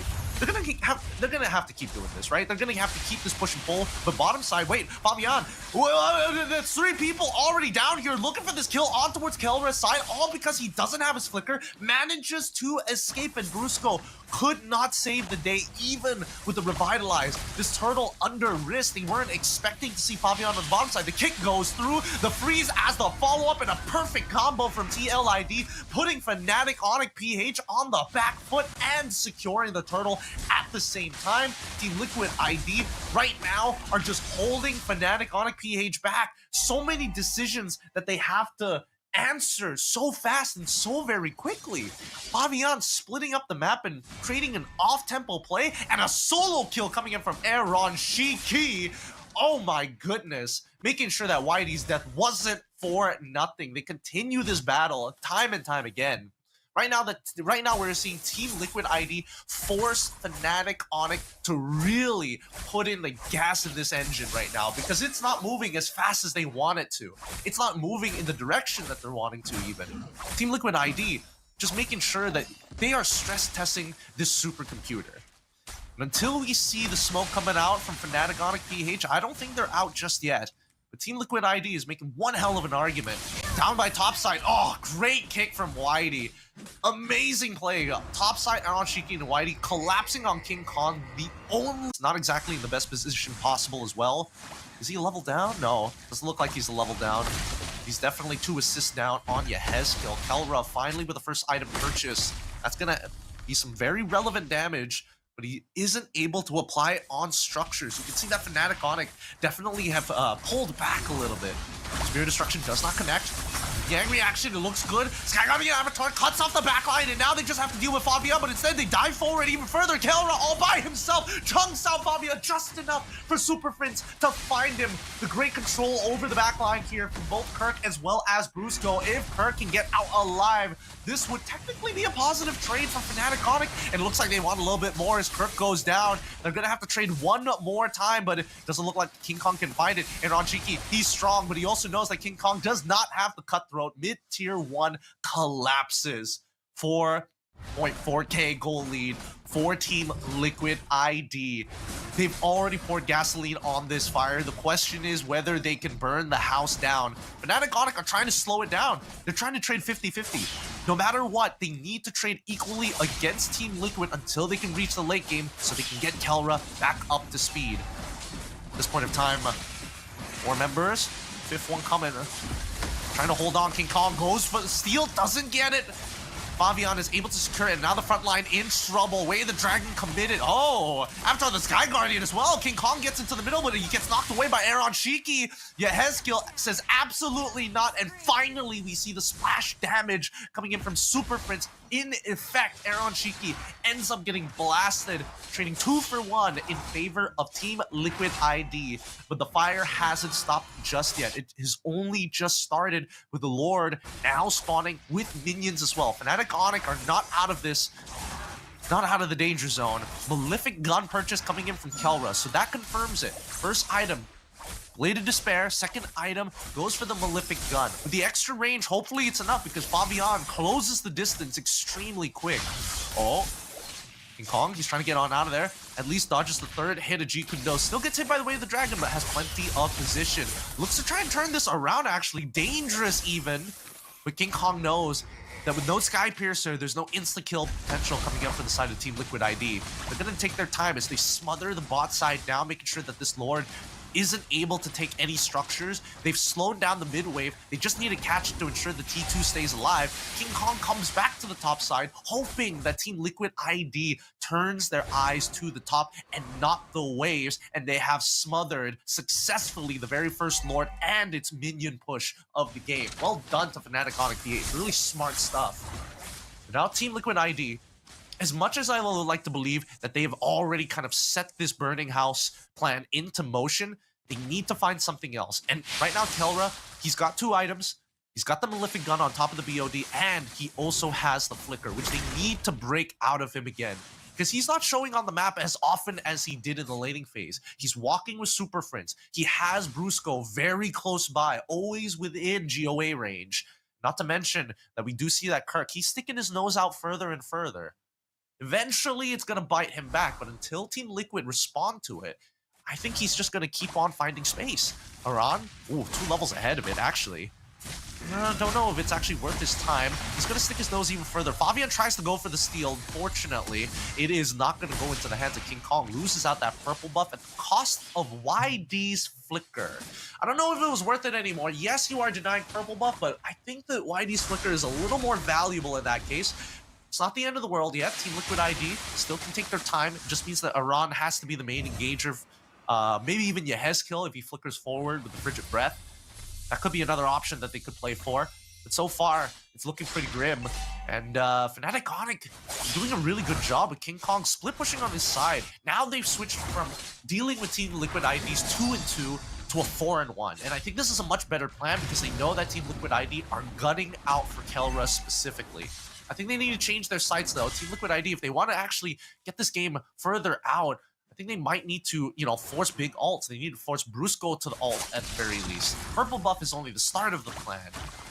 Now Whitey in a little bit of trouble. Getting chain CC to the ground. Hasn't used the Shunpo just yet. Gets pulled backwards, tries, and gets blasted. The timing could not be better as Fabian, as well as the help of Aran, trying to disrupt that backline. Not getting enough damage on towards Kelra's side, though, but they got that Flicker out, and that's all they could ask for. Super Friends goes for the flank, takes it, and now needs to hit Aaron Shiki, but Yehezkiel takes the initial shot from Kelra. They call off that flank, and my god, that damage from Kelra is still pretty ridiculous. They're going to be... I don't know if Aaron should be taking away that purple buff, but it's better than giving it over to Fnatic PH. Now that they've traded up, Fnatic find the tempo breaker this time around against Team Liquid Indonesia. Yehezkiel gets a pretty good stun. Does he find the kill? He does with the help of Ron. Waits his passive though, as King Kong is able to secure the Lord for themselves. They need to back away from this, but Super Friends says, no, I can't go any further than this. Gives away his shutdown gold, says whatever, take it. We're gonna have to wait a little bit longer until this game ends. The kick comes through from the side of Whitey. Fabian doesn't have his purple buff, has to force his way back. Now, equal footing gold lead from what used to be pretty wide for the side of Fnatic Onyx in terms of deficit. Team Liquid ID now shrunk to a 2.7k lead. In terms of items, 3 items for the Ling, fully scaled up and ready to fight. However, King Kong, smartly enough, decides to go for a cost-efficient round. Fury Hammer, War Axe, Malefic Roar, but most importantly, decides to take an anti-cuirass for himself in case YD deals significant damage. More importantly, Aran, Aaron Shiki, and even Favian, where he can get value in that singular item. Not to mention, he's got like a Blade of Hephaestus slash aka Hunter Strike either or from the component of the Fury Hammer. Here comes the GOA right underneath the turret, forced underneath, kicked underneath, and sent to the goalposts. Team Liquid ID respond perfectly. Wait, the TP gets them out just in time. Aaron Shiki wasn't expecting them to TP out of there. He's just so haphazardly using that knockback. King Kong able to get out of there in time, and Aaron Shiki instantly explode. Didn't even see where that shot came from Kelra with the help of that Malefic gun. Oh, I don't think it would extend the range of the render. Actually, does it? Huh. Doesn't increase the range of the render's apathy past the line. It probably doesn't. I would like to believe it doesn't, but at this point, I haven't tested it out. Another flicker out from Kelra's side as Super Prince gets kicked back on backwards. He knows he's done for, but Fabian still making it look easy. At this point, could he maybe go for a kill onto Kelra? Doesn't look like it. It's gonna get forced out by King Kong. Nevertheless, doesn't get the Bladed Tempest out. Kelra goes for the shot. Doesn't land. They're gonna have to back away. A pretty bloody battle between Fnatic Onyx PH and Team Liquid ID. Right now, I have to admit, Team Liquid ID have much better defensive responses against Fnatic Onyx PH, but Fnatic Onyx PH have a great sense of timing. And I think that's what's really messing up Team Liquid ID right now. They can't seem to break Fnatic Onyx out of their tempo like how Fnatic Onyx broke out of theirs. I think that Team Liquid ID have missed their opportunity for a checkmate angle. Not even check at this point. 45-45 with a 10-18 scoreline. It is going to be a hard bout from this point onwards. Just gonna have to dance a little bit. Hopefully it's going... Okay. Looks like they're moving from towards the bottom side. They want to zone off that Lord. Will topside end up being a slow push in favor of TLID? I think it will. That's that first minion, right? Yeah. Let's keep an eye on that top wave as we see the rest of Fnatic Onyx just trying to control the space, trying to build it up. Yep. Looks like TLID have a top pushing wave, and now they're going to initiate the fight. GOA comes out pretty fast. The top quick in YD. He's trying his best, but honestly, trading for Kirk there, I'm not too sure. This hurts TLID significantly unless they find one more, and that's what they do. Fnatic Onyx PH now pressing the lead, looking for Aaron Shiki, and they get him. Super Prince, Eyes of the Emperor, sees all that this map has to offer. Aaron is the next to fall, and Fnatic Onyx surgically take out the members of TLID piece by piece. Devastating. First, they lost YD. Eventually, they lost Fabian. Next to fall, Aaron Shiki to close out this game. And Yehezkiel, he tries his best, even flickering in an off angle to try and take him out. Oh, he's so close. He ends up only trading one. YD, he can't die here. He's already cleared the wave. And with that sacrifice, we see Team Liquid ID still in it and forcing Fnatic Onyx PH to TP the hell out of there. Oh boy. Oh, SOD isn't going to cancel any recalls. No, canceled recalls. Well done. Team Liquid ID still in it. Wow, I didn't really expect Yehezkiel to actually get that much value from the entirety of the wave, but it was good enough. It destroyed the tempo that they were looking for, killed off that wave, and ruined their timing. YD in a lot of trouble with Kirk on top of it, loses immortality. Lord falling over to Fabian. They should call this off, but nah, it's too late. Fabian, he used everything. He had nothing left. And this is only going to extend how long this game is actually going to progress. With the man down, Fnatic Onyx PH will not stop. And they don't mind actually leaving that bottom side to slowly build up just to make sure that they can stay on their side of the map. There's no need to invade if there is no reason to fight. And that's why you see Fnatic Onyx, they're opening up that bot side, catching that wave, denying that purple buff as well, and they're going to wait until Favian is just about to spawn. They can bring it down low. Taking a tier 2 here isn't a bad idea, especially since they can do it from outside of its range. Yep, 3, 2, 1, and King Kong should be able to secure this purple buff without any issues at the maximum amount of time that purple buff will take to respawn. It's got to be really frustrating for Favian, but it's fine. King Kong still poking back and forth. Right now, Team Liquid ID need a traditional front to back. We need Aaron Shiki in this fight. He has been dealing so much damage with the help of Iran as well. And I think that as long as Fnatic Onyx just flick out the support systems, you know, take away YD, take away Yeheskill's positioning, and then force Iran to jump too deeply into their back line. That's when you expect Fnatic Onyx to actually pounce back. They're really good at this kiting, and I think that Team Liquid ID, they got to get a little brave, but at the same time understand that Fnatic Onyx, they're dependent on the positioning of Super Friends and Kelra, and their jobs interchange fluidly between the two. They got to make a hard read here, as both teams holding on to their guns. Whoever makes that first move most likely is going to lose. You can see that even the assassins don't want to get involved. They want to come in very late. And Favian obviously going to take his time with his wave down by the bot side as King Kong. He could try to open things up. Doesn't look like he wants to open things up, and at the very least showing presence in hopes that a response would come out from Team Liquid ID.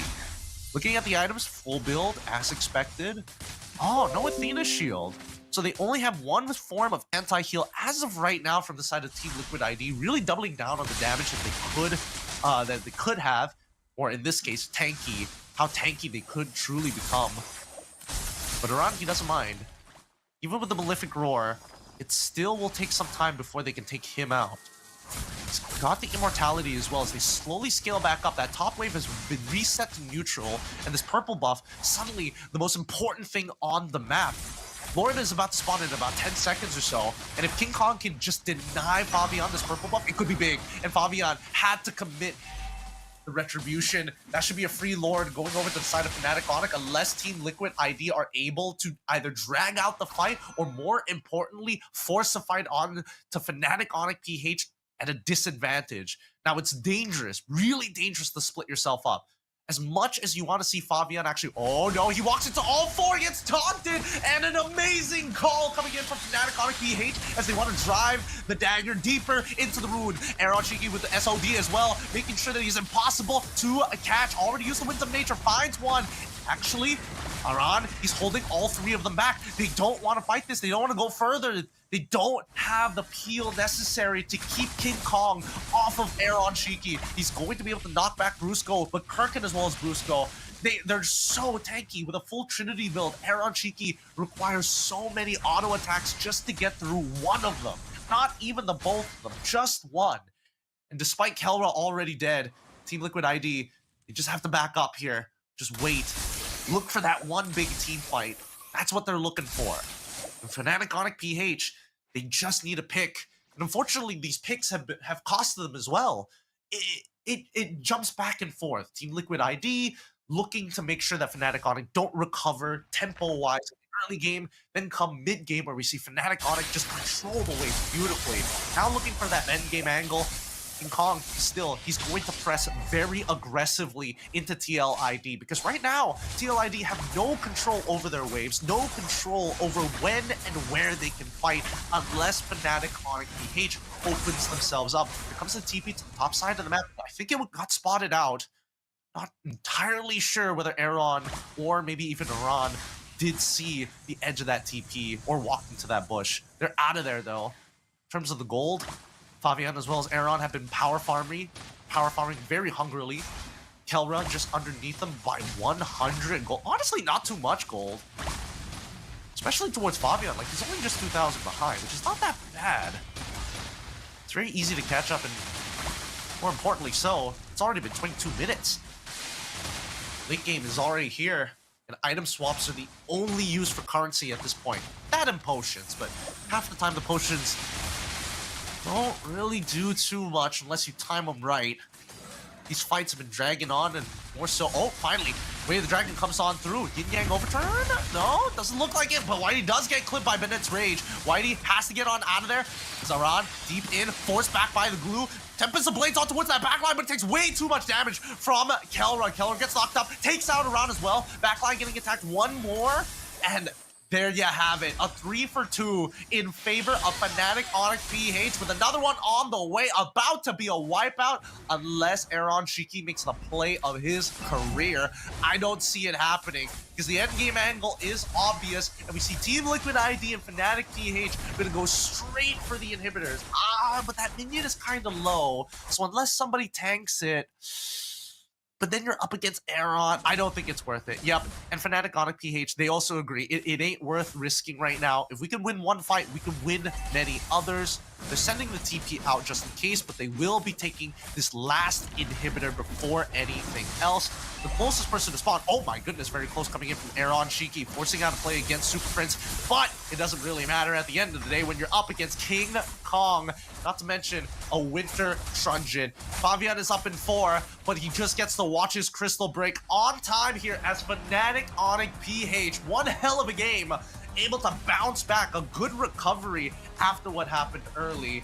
Fnatic Onyx PH played a solid game. I definitely thought that Kelra was going to struggle a little bit more until he got his flicker back up, but TLID, it's great to see that they're still sticking to their guns, similar playstyles. You make a mistake, they're going to try and dig that wound deeper and deeper, but we do get to see the strategic side of Fnatic Onyx PH. It's not complete domination. They did have to use a little bit of brains and power to even up that score to a beautiful 24-24 on the 24th minute and 3 seconds off, which was probably when Fabian was about to spawn for a pure 24-24 match timer. What a game this has been. This has been one of the more enjoyable games I've seen here, and not to mention just the thought process going on for both of these teams. It's very clear to see they play true to their identity. They're not trying to hide it very often. With that being said, we're gonna be going over to a short break from, again, I can only imagine that these teams are going to have to rethink their draft one more time. Very minute mistakes being made from the side of Fnatic Onyx PH, but from TLID side, if they just adapted a little bit better, forced a couple more plays between early and mid, I think this game was so close to clinching victory. With that being said, we're going to go on a short break here at the Snapdragon Pro Series, and when we come back, it's going to be more MLBB action. The Snapdragon Pro Series is brought to you by Snapdragon Elite Gaming, Monster Energy, and DHL. Here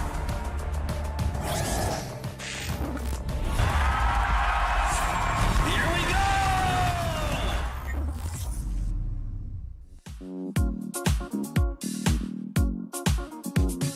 Don't stop, gotta get it going. Keep it moving, won't stop. Rhythm overflowing. Don't stop, gotta get it going. Keep it moving, won't stop. Rhythm overflowing. Don't stop, don't stop.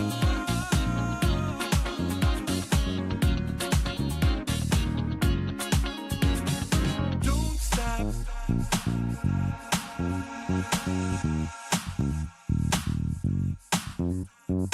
Don't stop,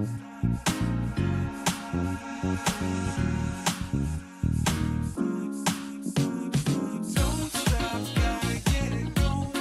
Keep it moving, won't stop. Rhythm overflowing. Don't stop, gotta get it going. Keep it moving, won't stop. Rhythm overflowing. Don't stop, don't stop.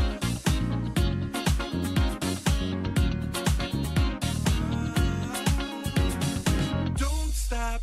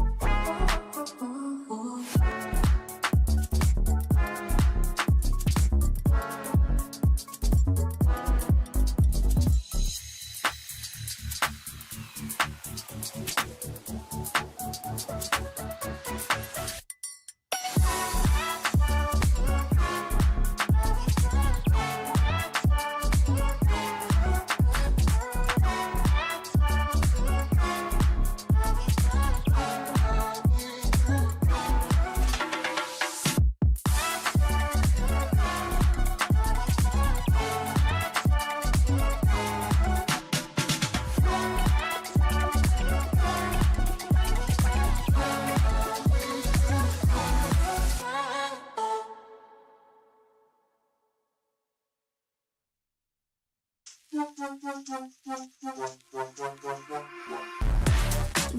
give it more, give it more right now, right now. Give it more, give it more, give it way more. Yeah, we give it all that we got. Measuring what's in our pockets, say we give it a lot. Cause we've been hustling for years, now we up at the top. And no, it's still not enough, so we ain't gonna stop. Cause that's full throttle, zoom, zoom, hop, skip, jump. Gotta eat it up like the goal is lunch. I'm the big dude, so I never duck, duck. Just keep our head up and yeah, we going up, up. But don't call it good luck, luck. Earning what we got, cause all we do is give it more. Yeah, we going up, up. But don't call it good luck, luck. Earning what we got, cause all we do is give it more. Give it more, give it more, give it more right now, right now. Give it more. Give it more, give it more, give it way more, way more. Give it more. Give it all we got, we give it all we got. Give it more. Oh yeah, give it more. Give it all you got. Now they know about our dedication. Not just hard work, it's also patience. Stripped away at it and ignored the hate. And now we big Tom status and it's us for the taking. We eat, dream about it every time we sleep. Making moves, just look at my feet.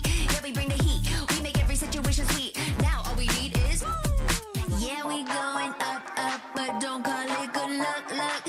Earning what we got, cause all we do is give it more. Yeah, we going up, up. But don't call it good luck, luck. Earning what we got, cause all we do is give it more. Give it more, give it more, give it more right now, right now. Give it more. Give it more, give it more, give it way more, way more. Give it more. Give it all we got, we give it all we got. Give it more. Oh yeah, give it more. Give it all you got. Give it more, give it more, give it more right now, right now. Give it more, give it more, give it way more, way more. Give it all we got, we give it all we got. Oh yeah.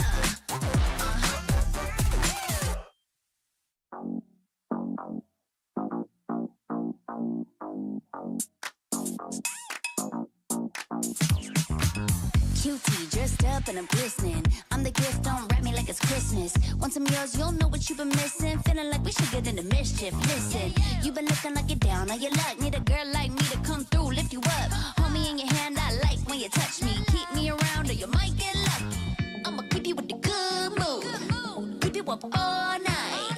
Never, never around you. Baby, this is so vibe. Got me dancing like a soul train. Laughing the whole time. Got me singing in the shower. Baby, are you all mine? Baby, I'm your four-leaf clover. Your rabbit's foot, your charm bracelet, horseshoe. Baby, I'm your good, good omen. You wanna keep me with you. Keep me with you. Yeah, it's not hard to see. There's a pattern forming when you got me. 777 all wins big money. The tramp over here never see me coming. I was in your back pocket the whole time. A quiet power, a silent gold mine, a big old confidence boost. You never delude. Just know that you'll be winning cause I'm with you in the building. I'ma keep you with the good mood. Keep you up all night. Never, never around you. Baby, this is so vibe. Got me dancing like a soul train. Laughing the whole time. Got me singing in the shower. Baby, are you all mine? Baby, I'm your four-leaf clover. Your rabbit's foot, your charm bracelet, horseshoe. Baby, I'm your good, good omen. You wanna keep me with you. Keep me with you. You been looking like you're down on your luck. Need a girl like me to come through, lift you up. Hold me in your hand, I like when you touch me. Kick me around and you might get lucky. Baby, I'm your four-leaf clover. Your rabbit's foot, your charm bracelet, horseshoe. Baby, I'm your good, good omen. Yeah, you wanna keep me with you. Oh yeah, keep me with you.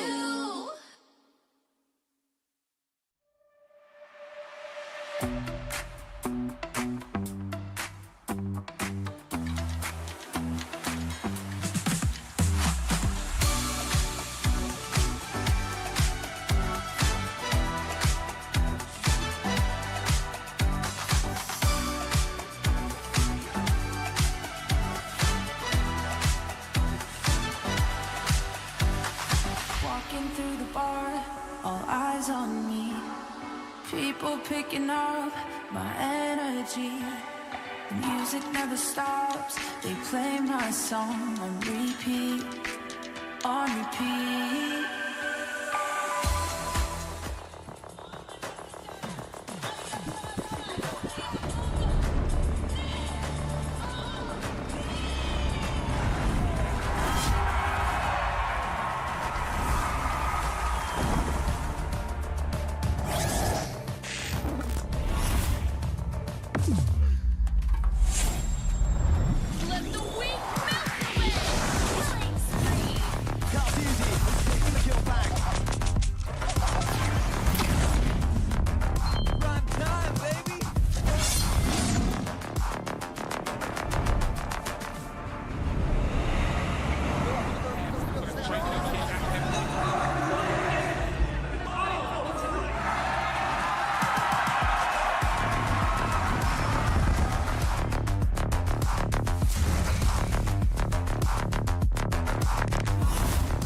Looks like the players are ready. Here we go!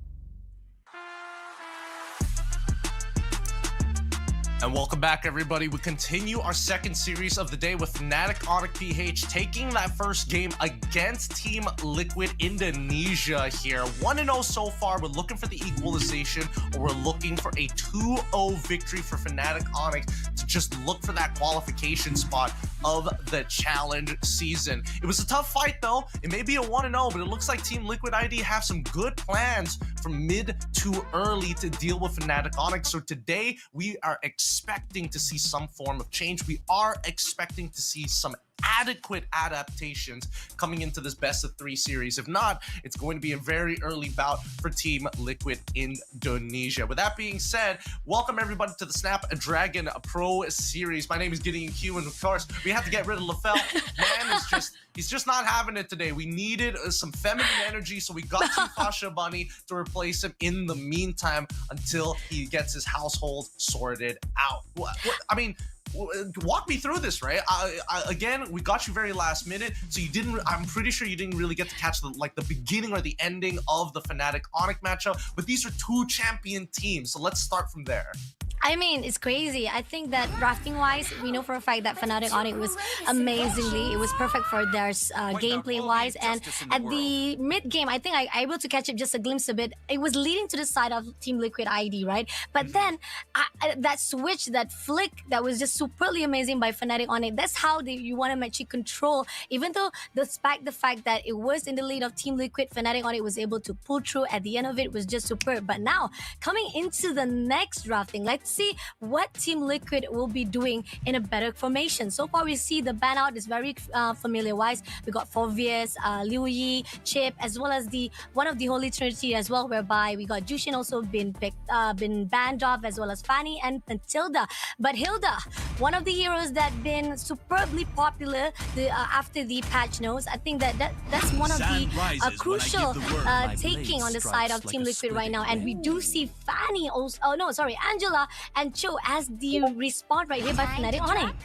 Yeah, and in response to that, they decided to go straight into the Khalid, into the Ling. So they deny the Ling just so that Fnatic Onyx PH open up the Joy. This is really interesting because I think that a lot of people have been questioning whether or not Joy is the new go-to assassin jungler. She's really great at those team fights, very, in for a couple of seconds, and then you almost guarantee yourself out as long as you get that initial combo down.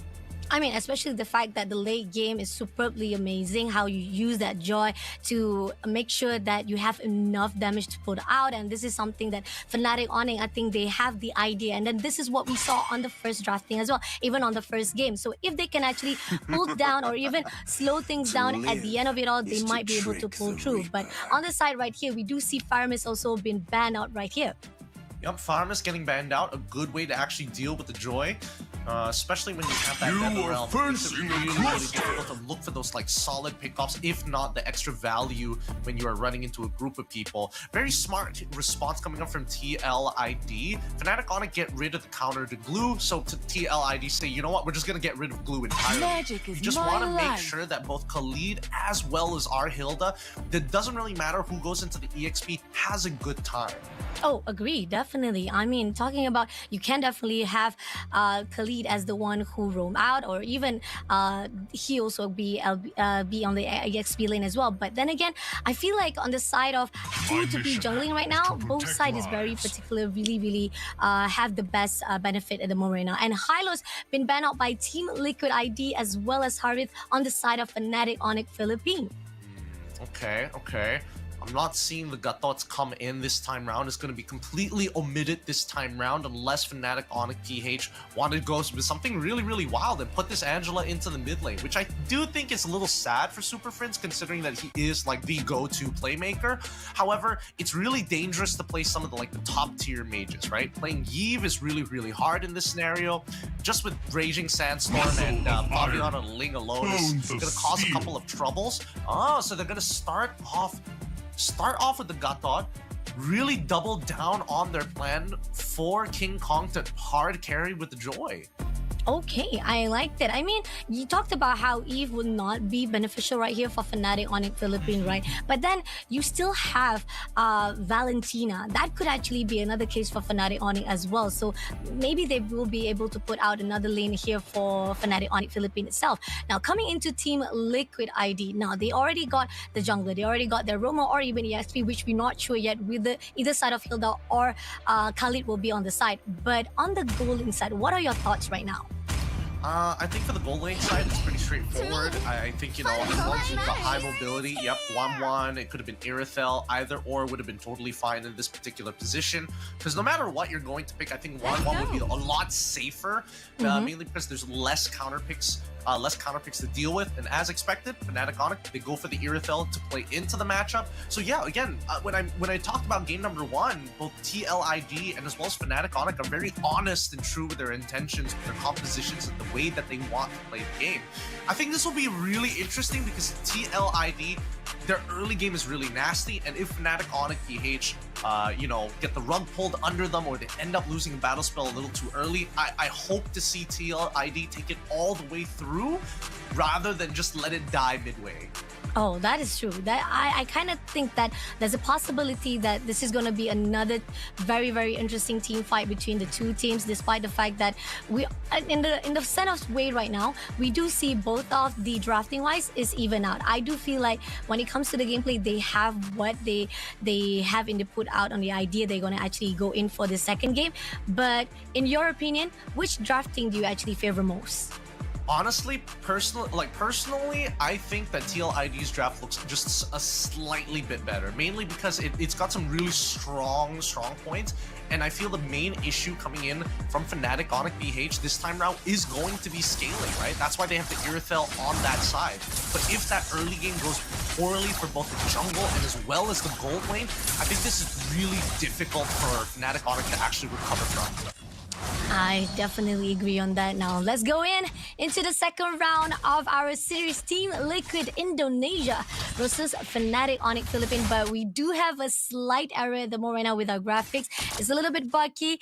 We have a lot of intrusion today because I mean we're losing Lafell. We're pretty much having a buggy issue on the feed, but it's okay. We'll be back after this. Just a little bit of technical pause. Let's go back into the drafting wise. Your opinion, the fact that you said that you are more in the favor of Team Liquid ID, which I do agree on the note because you got a lot of tanky heroes on your side, and you also have that idea on the put wise, whether it's a late game or even in the mid game itself, you'll be able to control that flow to fight off with Fnatic Onyx Philippines. But on Fnatic Onyx, what are their counters? What are they going to be able to do if the fact that they have so much struggle to put out a really good fight to Team Liquid in this round number 2?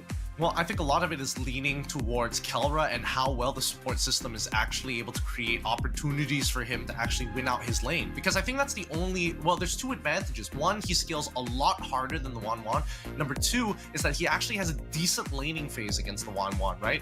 That used to be the go-to, like similar to Natan.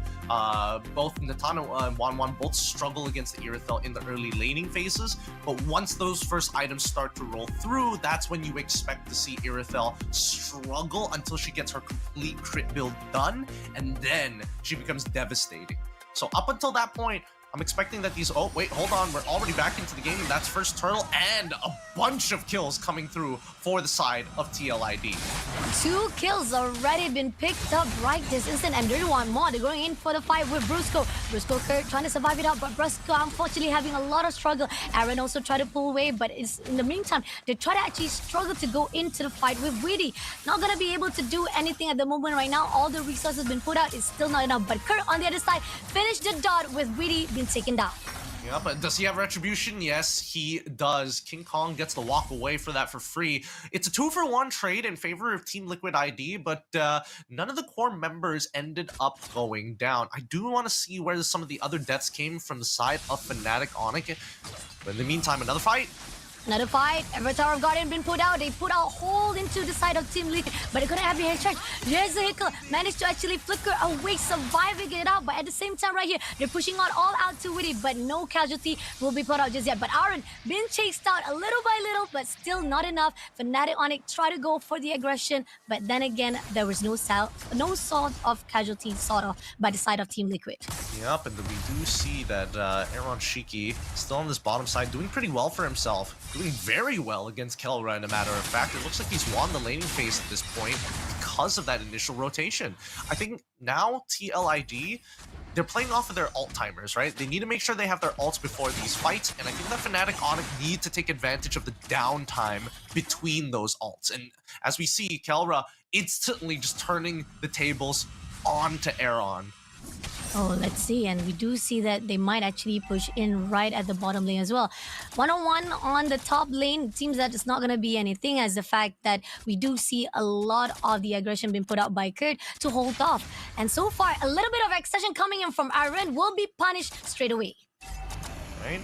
That's what we need to see. Just continuous fighting from the side of TLID.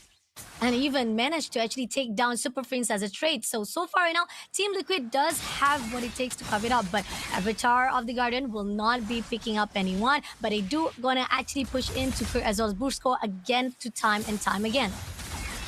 Well, King Kong, he is opting to attack Yahes kill. And it seems that they do try to actually contest the turtle. It seems that Team Liquid will get away with this second turtle without any contest whatsoever for Fnatic Onic. A really good strategy coming in from Fnatic Onic as well as Team Liquid to make sure that they control or even focus on the mid lane instead of letting off with that contest of the turtle.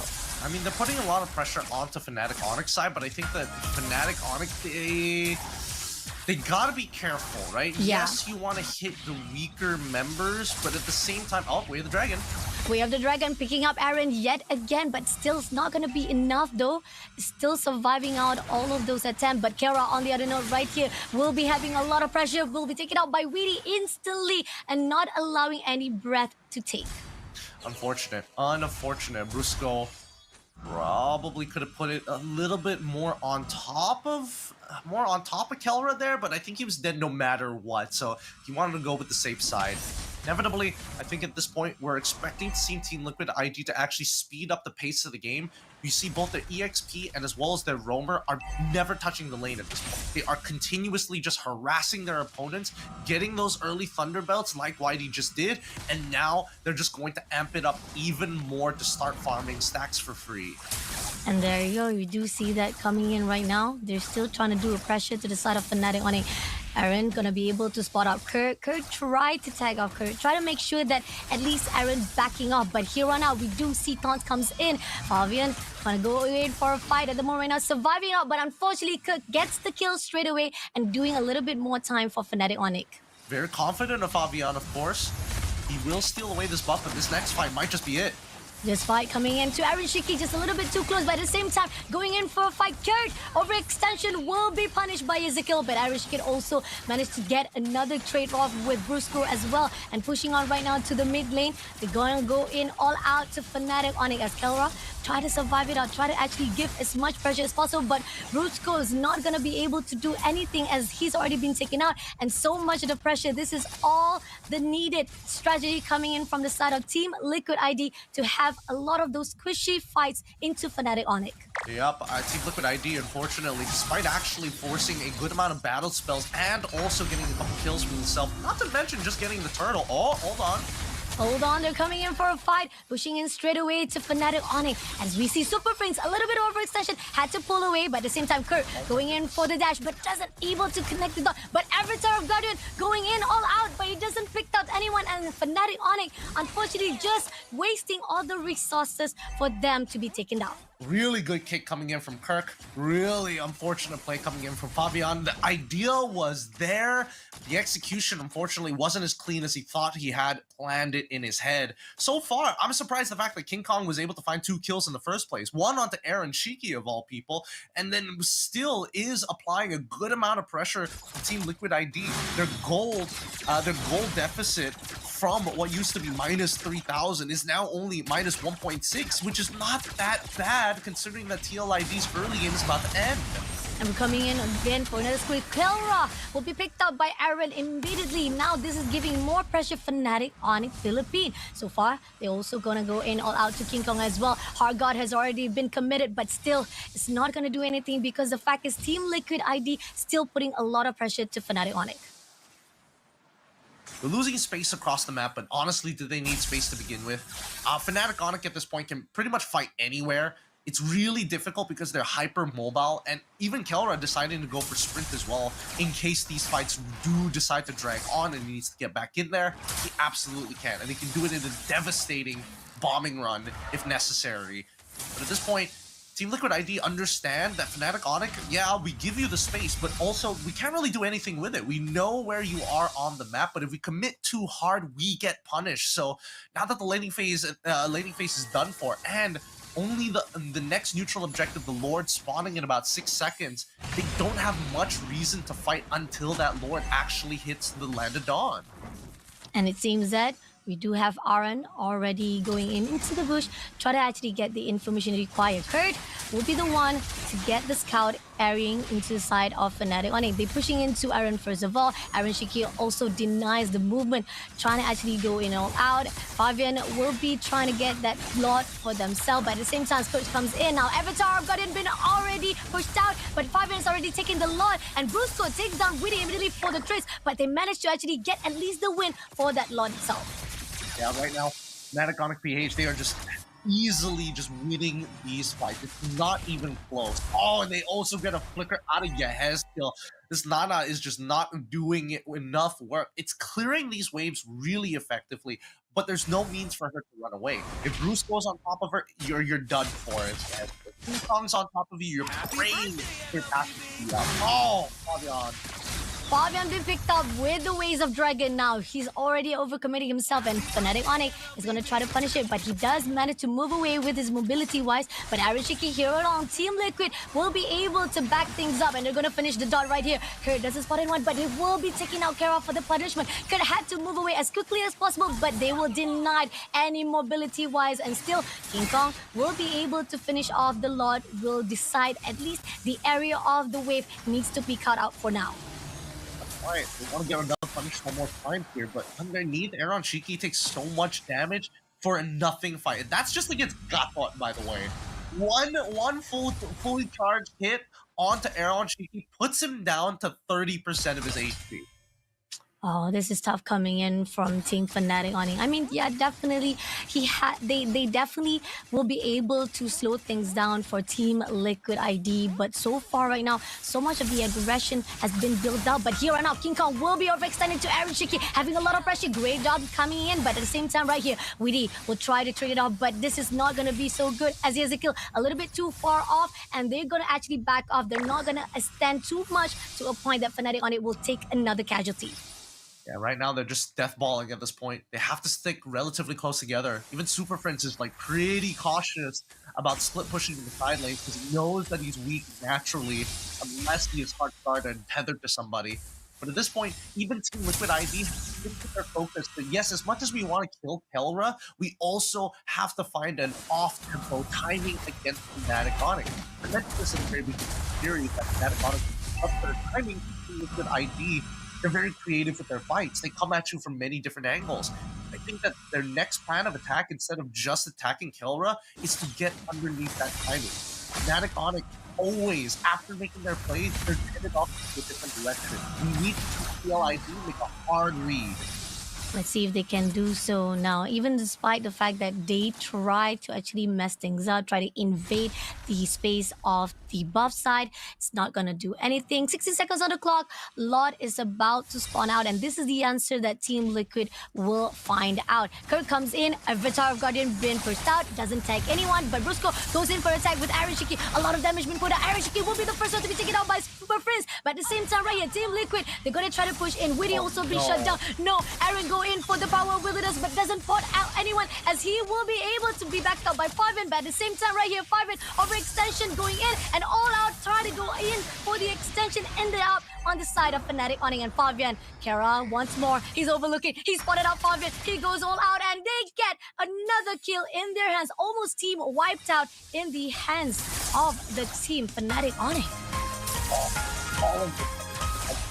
All of them unable to drag out further than it probably should. Like these team fights, they want to go in and out very quickly, just like this. And here and out, Hargov been pushed out, trying to go in for Yezikiel, but Witty and Arashiki will be back things off, making sure that Yezikiel will not be able to take down. But so much damage already been put out by Fnatic Onyx. Still, they're having struggle. All right, we're gonna have to take our time with this one.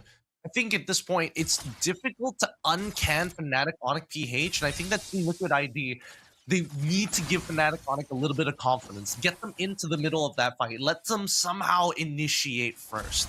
So far, they've been keeping their eyes on Kirk very often. Maybe they could look for Brusco, but Brusco never really shows himself either, right? Notice that he's always in the far back. He's waiting for an opportunity to get a GOA in while letting Kirk kind of do the heavy lifting. Let's see if they will be able to actually cover things up.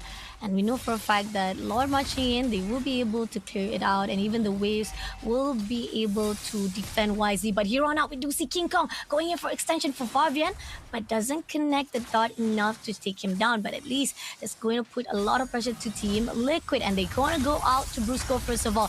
But the power is going to go out. And here on out, King Kong goes into RN just enough time. But at the same time right here, Yezikiel had to pull away. But King Kong did manage to take down Witty in the process. And that's going to be a good win coming in from Fnatic Onyx.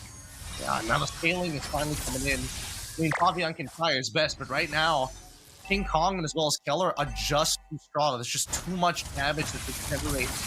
Oh, Avatar Guardian been put out straight away into the crystal. And here, overextension been done by King Kong. Even managed to take down as well another player.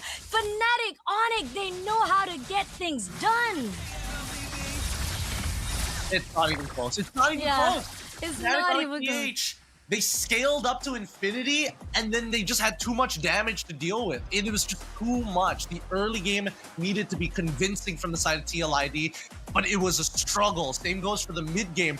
And then the end game comes around, and King Kong has 5 items already complete. I don't really, I disregard the boots at this point. Kelra as well, max build. There's just nothing that TLID can do unless they get a guaranteed hit. They somehow take out Kelra and King Kong in one fell swoop, right? Like a ranging sandstorm into a Molina blitz, into what else do they got here? Fabian with the Tempest, the Blades, like somehow catch them when they're standing next to each other. Oh, this is crazy. I mean, talking about how Fnatic Onyx, they know when to strike out, how they're gonna actually go in for those team fights. And despite the fact that Team Liquid, a lot of the extension they put out try to actually shut down the movement, the momentum of Fnatic Onyx, still not in their favor. Even though despite the fact that they could have actually go in up against themselves to actually put out a really good fight, Fnatic Onyx, they're just in a better timing when it comes to fighting off with Team Liquid ID for this matchup. And this is the best of three, so Fnatic Onyx gets the 2-0 straight away to Team Liquid ID. Yeah, but these have been interesting games. I do think that TLID, very true to their nature, is an early to mid game team. Their late game team fights are extremely fun and interesting to watch, but I think their defensive, the way that they respond defensively was much better in game number 1 compared to game number 2. I think that even in game number 2, Fnatic Onyx, they figured something out in that mid game. They figured out a tell coming in from the side of TLID, and I think it has to do with when Kirk shows himself, who they expect Aaron Shiki, or at least from what direction Aaron Shiki is going to be coming from. Oh, definitely. And the fact that we are seeing King Kong as the MVP with 75% of kill participation, it shows how Joy has been one of the best jungler assassin to be put out here into the meta itself, because so far we are seeing it as the popular wise, and the fact that we are seeing they keep on pressuring it into Kelra, even when they try to actually pick up King Kong, Super Prince is always by his side, making sure that a hard guard will be present so that they will deny anyone from the side of Team LID to be picking off King Kong. That put a lot of pressure to Team Liquid ID, as Fnatic Onyx already putting a lot of these resources and all the powers in the hands of King Kong in this round number 2. I think that, King Kong, especially with how hard he actually scaled into this game, like Joy does a ridiculous amount of damage now, especially with the changes to the health. Even in the earlier stages, at 2 items, she could basically 100-0 you if you are not paying attention carefully to how many stacks she actually has.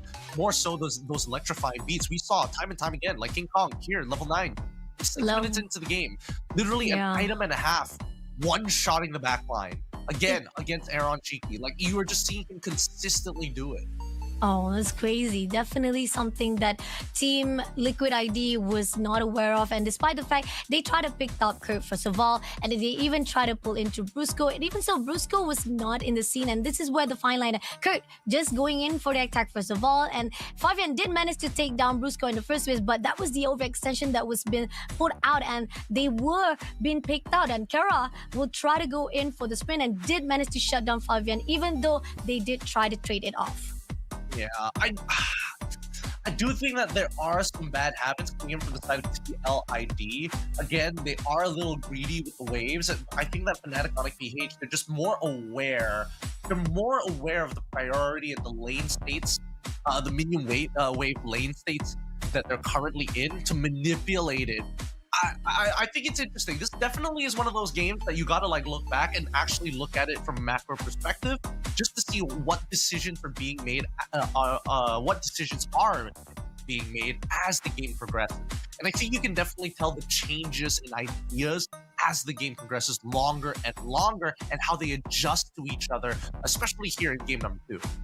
And the fact that right now, Fnatic Onyx Philippines will be the one here for the 4-1 tiebreaker, joining in with the teams that is going to be into the top 5 of our challenge group stage. Going to be congratulating them. But Team Liquid ID, they still have another bracket to be uphold. They're going to go into 4-2 tiebreaker, which maybe possibly they might meet off with the team of EVOS Holy, or even with the AI eSport from Myanmar. But looking on the heat map itself, this is what we see, how the movement of King Kong throughout the round number 2. He only was having a struggle or even getting that 1 kill when they were trying to contest for the turtle. But after that, he was very, very much in their comfort zone. He was farming out. He was getting all the resources he need to get his scaling up to where he should be and fighting off for those team fights for Fnatic Onyx. Oh, just look at his pathing, right? So for his first 3 rotations, they are exactly the same. He follows goes to orange, takes the immediate the closest camp towards it, then heads on over to purple, jumps down to beetle camp, takes down the river crab, and then goes back into his jungle to finish off all the last remaining few. Most importantly, just being around at important times for Kelra's side of the map, right? He ends up towards the bottom side of the map every once in a while, but that's where he spends a majority of his time because those are the last 2 camps that he takes care of afterwards, right? So his presence on the bottom side of the map is a deterrent for Team Liquid ID to actually keep on playing on that side, knowing that the top side is most likely going to be safe. Then you look at where the coming from. When invades happen, because of his mobility, he's able to kind of keep up almost at a Nolan type pace against his opponent. So it's interesting to see that he streamlines jungle pathing accordingly. So after doing those 3 camps, all right, 5th and 6th rotation, how about this? I died. The last time I died was after taking my orange buff. Let's streamline it. Let's head straight down from purple to my own 2 camps, beetle, and then back up to the top side again to restart the rotation. I like how disciplined he is throughout the whole entire map. He has so much of the ground that he covers up through all the map side, and how he actually stacks up the resources, what he was actually focusing on his goals and his objective. That's the reason why Fnatic Onyx is just on a better par here. So congratulations to Fnatic Onyx Philippines on their series here for today. But on out here, we're going to see whether or not Team Liquid ID will stand a chance with the next matchup, because they're still not done yet. They still have a chance to survive it out for our next series coming up next. We have a short break before we continue on, so get your snacks, get your toilet breaks ready, and be right here for the next series.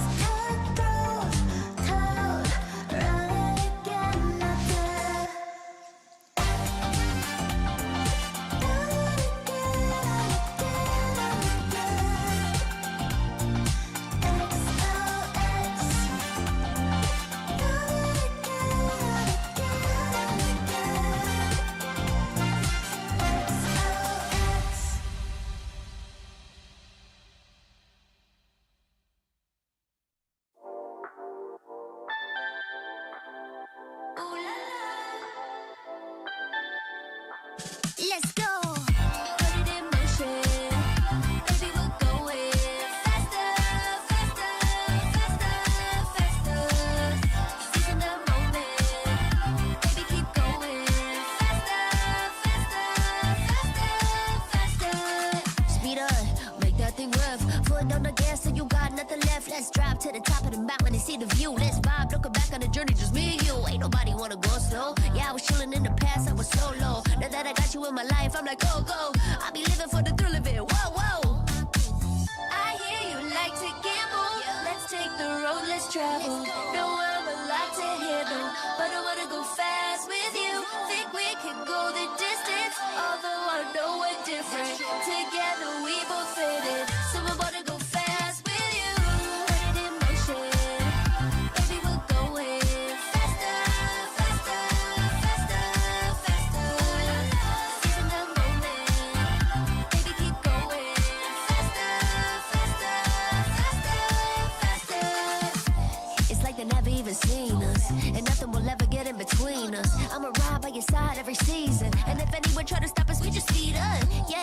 always keep it at 100. Top down, pretty face, so sun-kissed. Know it's scary, but I swear I really love this. Big shades on, summertime in London. I hear you like to gamble. Let's take the road, let's travel. Know I'm a lot to handle, but I wanna go fast with you. Think we could go the distance, although I know we're different. Together we both fit in, so I wanna go fast with you. Put it in motion, baby, we're going faster, faster, faster, faster. Seize the moment, baby, keep going faster, faster, faster, faster. Put it in motion, baby, we're going faster, faster, faster, faster. Seize the moment, baby, keep going faster, faster, faster, faster.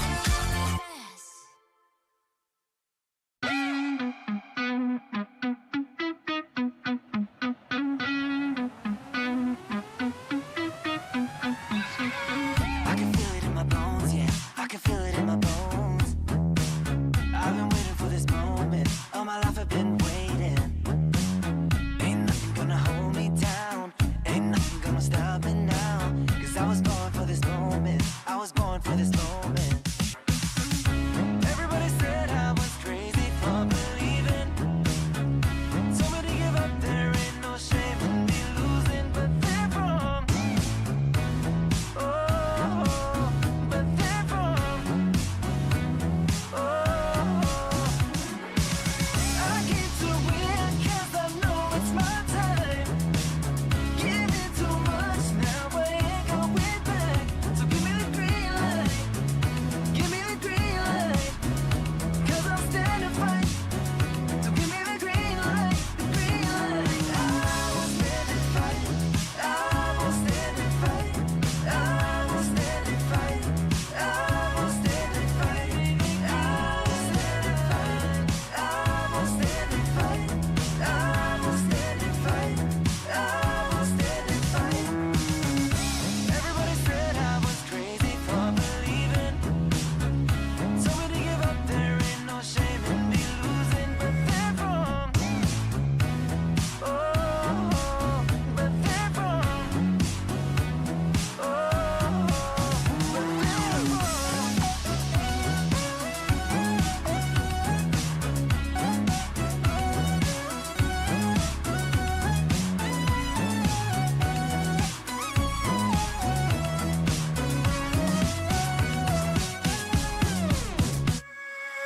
I get to win 'cause I know it's my time. Giving too much, now I ain't going back. So give me the green light. Give me the green light. 'Cause I'll stand and fight. So give me the green light, the green light. I will stand and fight. I will stand and fight. I will stand and fight. I will stand and fight. I will stand and fight. I will stand and fight. I will stand and fight.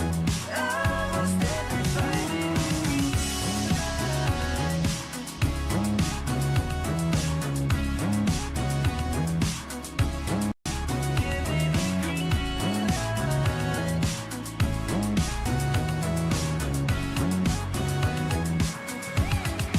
Give me the green light.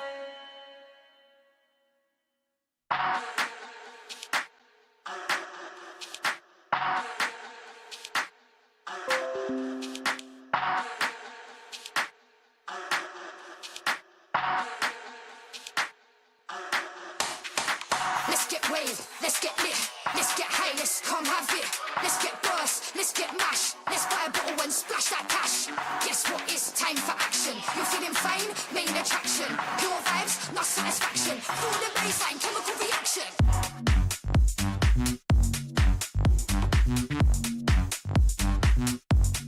Chemical reaction.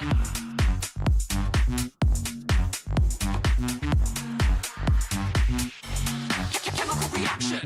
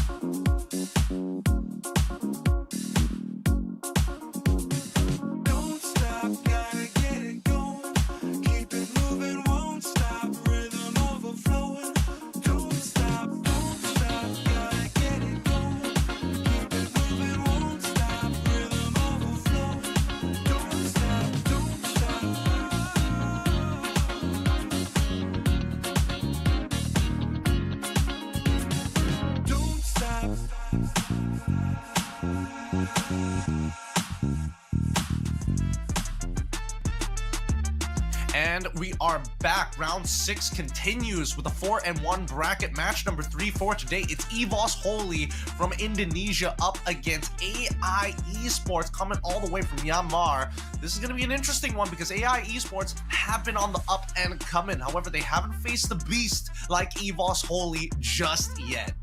I mean, talking about how right now they're on the line. They're going to meet off with Team Liquid ID after this. So this is something to be putting out a stage as well for Team Liquid ID to see whether or not who they're going to meet off for those tiebreakers. Not only that, EVOS Holy, I think pretty much we are seeing both of the teams are at the same par level. I mean, yes, EVOS Holy, Indonesia has their own meta plays. And compared to Myanmar, we've been talking about how Indonesia and Philippine region, they are much more performing wise. But Myanmar has proven to actually invest or even create this, produce a team that is very powerful here for the SPS Open Finals. So it's going to be definitely a great stage here for both of the teams to be fighting off. Yeah, I have to agree. Again, AI Esports is one of those teams that you don't get to see very often unless you're deep in the MLBB community in Myanmar, and more so if you're in tune with the SPS, because this has been a very familiar face. Every single time we've had an Open Finals, we get to see AI Esports play again. The true question is whether or not they can actually qualify for not only the challenge season, but do well, which we see a lot of Open Finals teams generally struggle to make it past.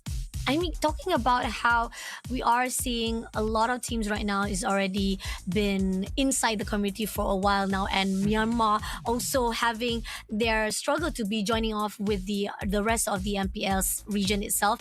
I think that this is a good stage for them to expose themselves, say that yes, we are being denied. They are having their own region community side of advantages, or even having a struggleness compared to the rest of the region who has been performing in their community scene itself. But AI Sports, hopefully they will stand a chance to be put out here for the Open Finals. We got Ying at the EXP, PS as a jungler, Lina as the mid lane, Black as a roamer, and Alita in the goal lane. Good to see that Alina continues to mature day after day. Same goes for Alita as well. Good to see them back here one more time. One best of 3 to determine whether they move on to that next round or whether they're forced to face off against TLID for the final slot. But I mean, if they have to deal with TLID, guess who wants to send them down there? Let's show off EVOS Holy lineup here, because these guys with Fluffy, Maykids, Krite, Ivan, as well as Airland, they've all had some form of experience. Like Fluffy and as well as Krite, for sure. They played on the main roster before. They've played on other MDL teams. They played on an MPL stage before. That bit of experience makes all the difference, especially if you want to keep on people like Airland, Maykids, or even Ivan from like going too far out of the ordinary. The fact that they've already have a lot of experience to be put out here, the synergy inside the EVOS Holy can actually put them in a better position or even in a better level compared to AI Esports. Unless AI Esports, they've already learned, because we already got 6 days here have been put out on the stage, and that shows how you guys have to do your homework. What are the strategies? What are the strats that have been put out by your opponent sides so that you can be able to counter and maneuver going into the team fights. Now, strats wise coming in for both teams, so far the average kills are much on the better skills to AI Esports compared to EVOS Holy, but the damage that was dealt is by EVOS Holy. That shows how they're much more aggression when it comes to the fight itself. EVOS Holy will try to do their best to do as much damage as possible, but leaning on their team edges wise, it definitely favors on AI Esports instead. I mean, this could go to show that AI is clearing out these games a lot faster in comparison to EVOS Holy, which is why you see the numbers skewed in that particular way. Or maybe EVOS Holy, have to deal with a team who's really good at dragging out games into the later stages, and they just have to play to scale. It's a little tough to tell with so many streams and so many games all happening at once. But now it's about the performance of today. EVOS Holy will take first pick against AI Esports as second pick here. Lo Yi, Phovius, as well as the Yi first 3 bans, followed up by Chip, Fanny. No surprises there. I would hope it's Jushin from the side of AI. And that could lead to an opening of Suyo, but we don't really see Suyo lately because the fact that I think that we have other pools of heroes of jungler to be put out. I mean, we talked about how Joy finally catching up into this meta gameplay, right? And somehow during the early days of our open finals, day number 1, day number 2, when we have, it turns out Evo's only say, yep, we're still gonna pick out Suyo as well. It is one of the meta heroes. I know for a fact that if you let Suyo been put out here, it's a really good composition coming in from Evo Soli, but there's a lot of counter has already been seen inside the open finals. But AI Esport, great respawn wise, because now we are seeing not only Suyo being picked out, Jushin as the counter as well as Matilda. That's a really good respawn coming from them. They already have the expected pick of the Jushin or the Alpha, which is what I would assume EVOS Holy was thinking about. But AI Esports decide to also pick the Matilda, knowing that the Alpha is pretty free for them. They would have overlapping roles if EVOS Holy tries to deny them before the second phase of the bans. So now EVOS Holy, they see this, they're like, okay, how exactly are we going to get away from the Lantern Flare? We can double down on the aggression, and it looks like they're going with the TLID route of side of things. Just make sure you have plenty of aggression, a good amount of wave clear, and AI Esports makes a very hard call. Now, LaFell was mentioning this earlier that that Fredrin actually does pretty well against Hilda in lane due to his just raw sustainability. Completely outscales Hilda as well. Doesn't mind getting chunked early because he can recover all the damage back. But that does mean that the Alpha could get banned here. So maybe it's AI Esports' potential response as to it being the final pick of the first phase. If we don't get Alpha, at least we get to throw Fredrin into the jungle. Maybe there could be a possibility here coming in from AI Esport themselves. And I feel like despite the fact that they talked about how the buff-wise of Fredrin was not really in particular, but it has been seen to be a really popular choices here on the European finals. But we do see Valentina has already been banned off, and Olet also been banned off by EVOS Holy. Yeah, but why do they want to get rid of the Valentina? I understand that Valentina is pretty good against, you know, mid to short ranged heroes, or unless you have a really important ult that you want to play around. And the only roles that they're missing out is EXP, and as well as their gold lane. Gold lane usually doesn't have like very valuable ult, so I assume that they want to play like maybe Terizla, I guess. Or is there like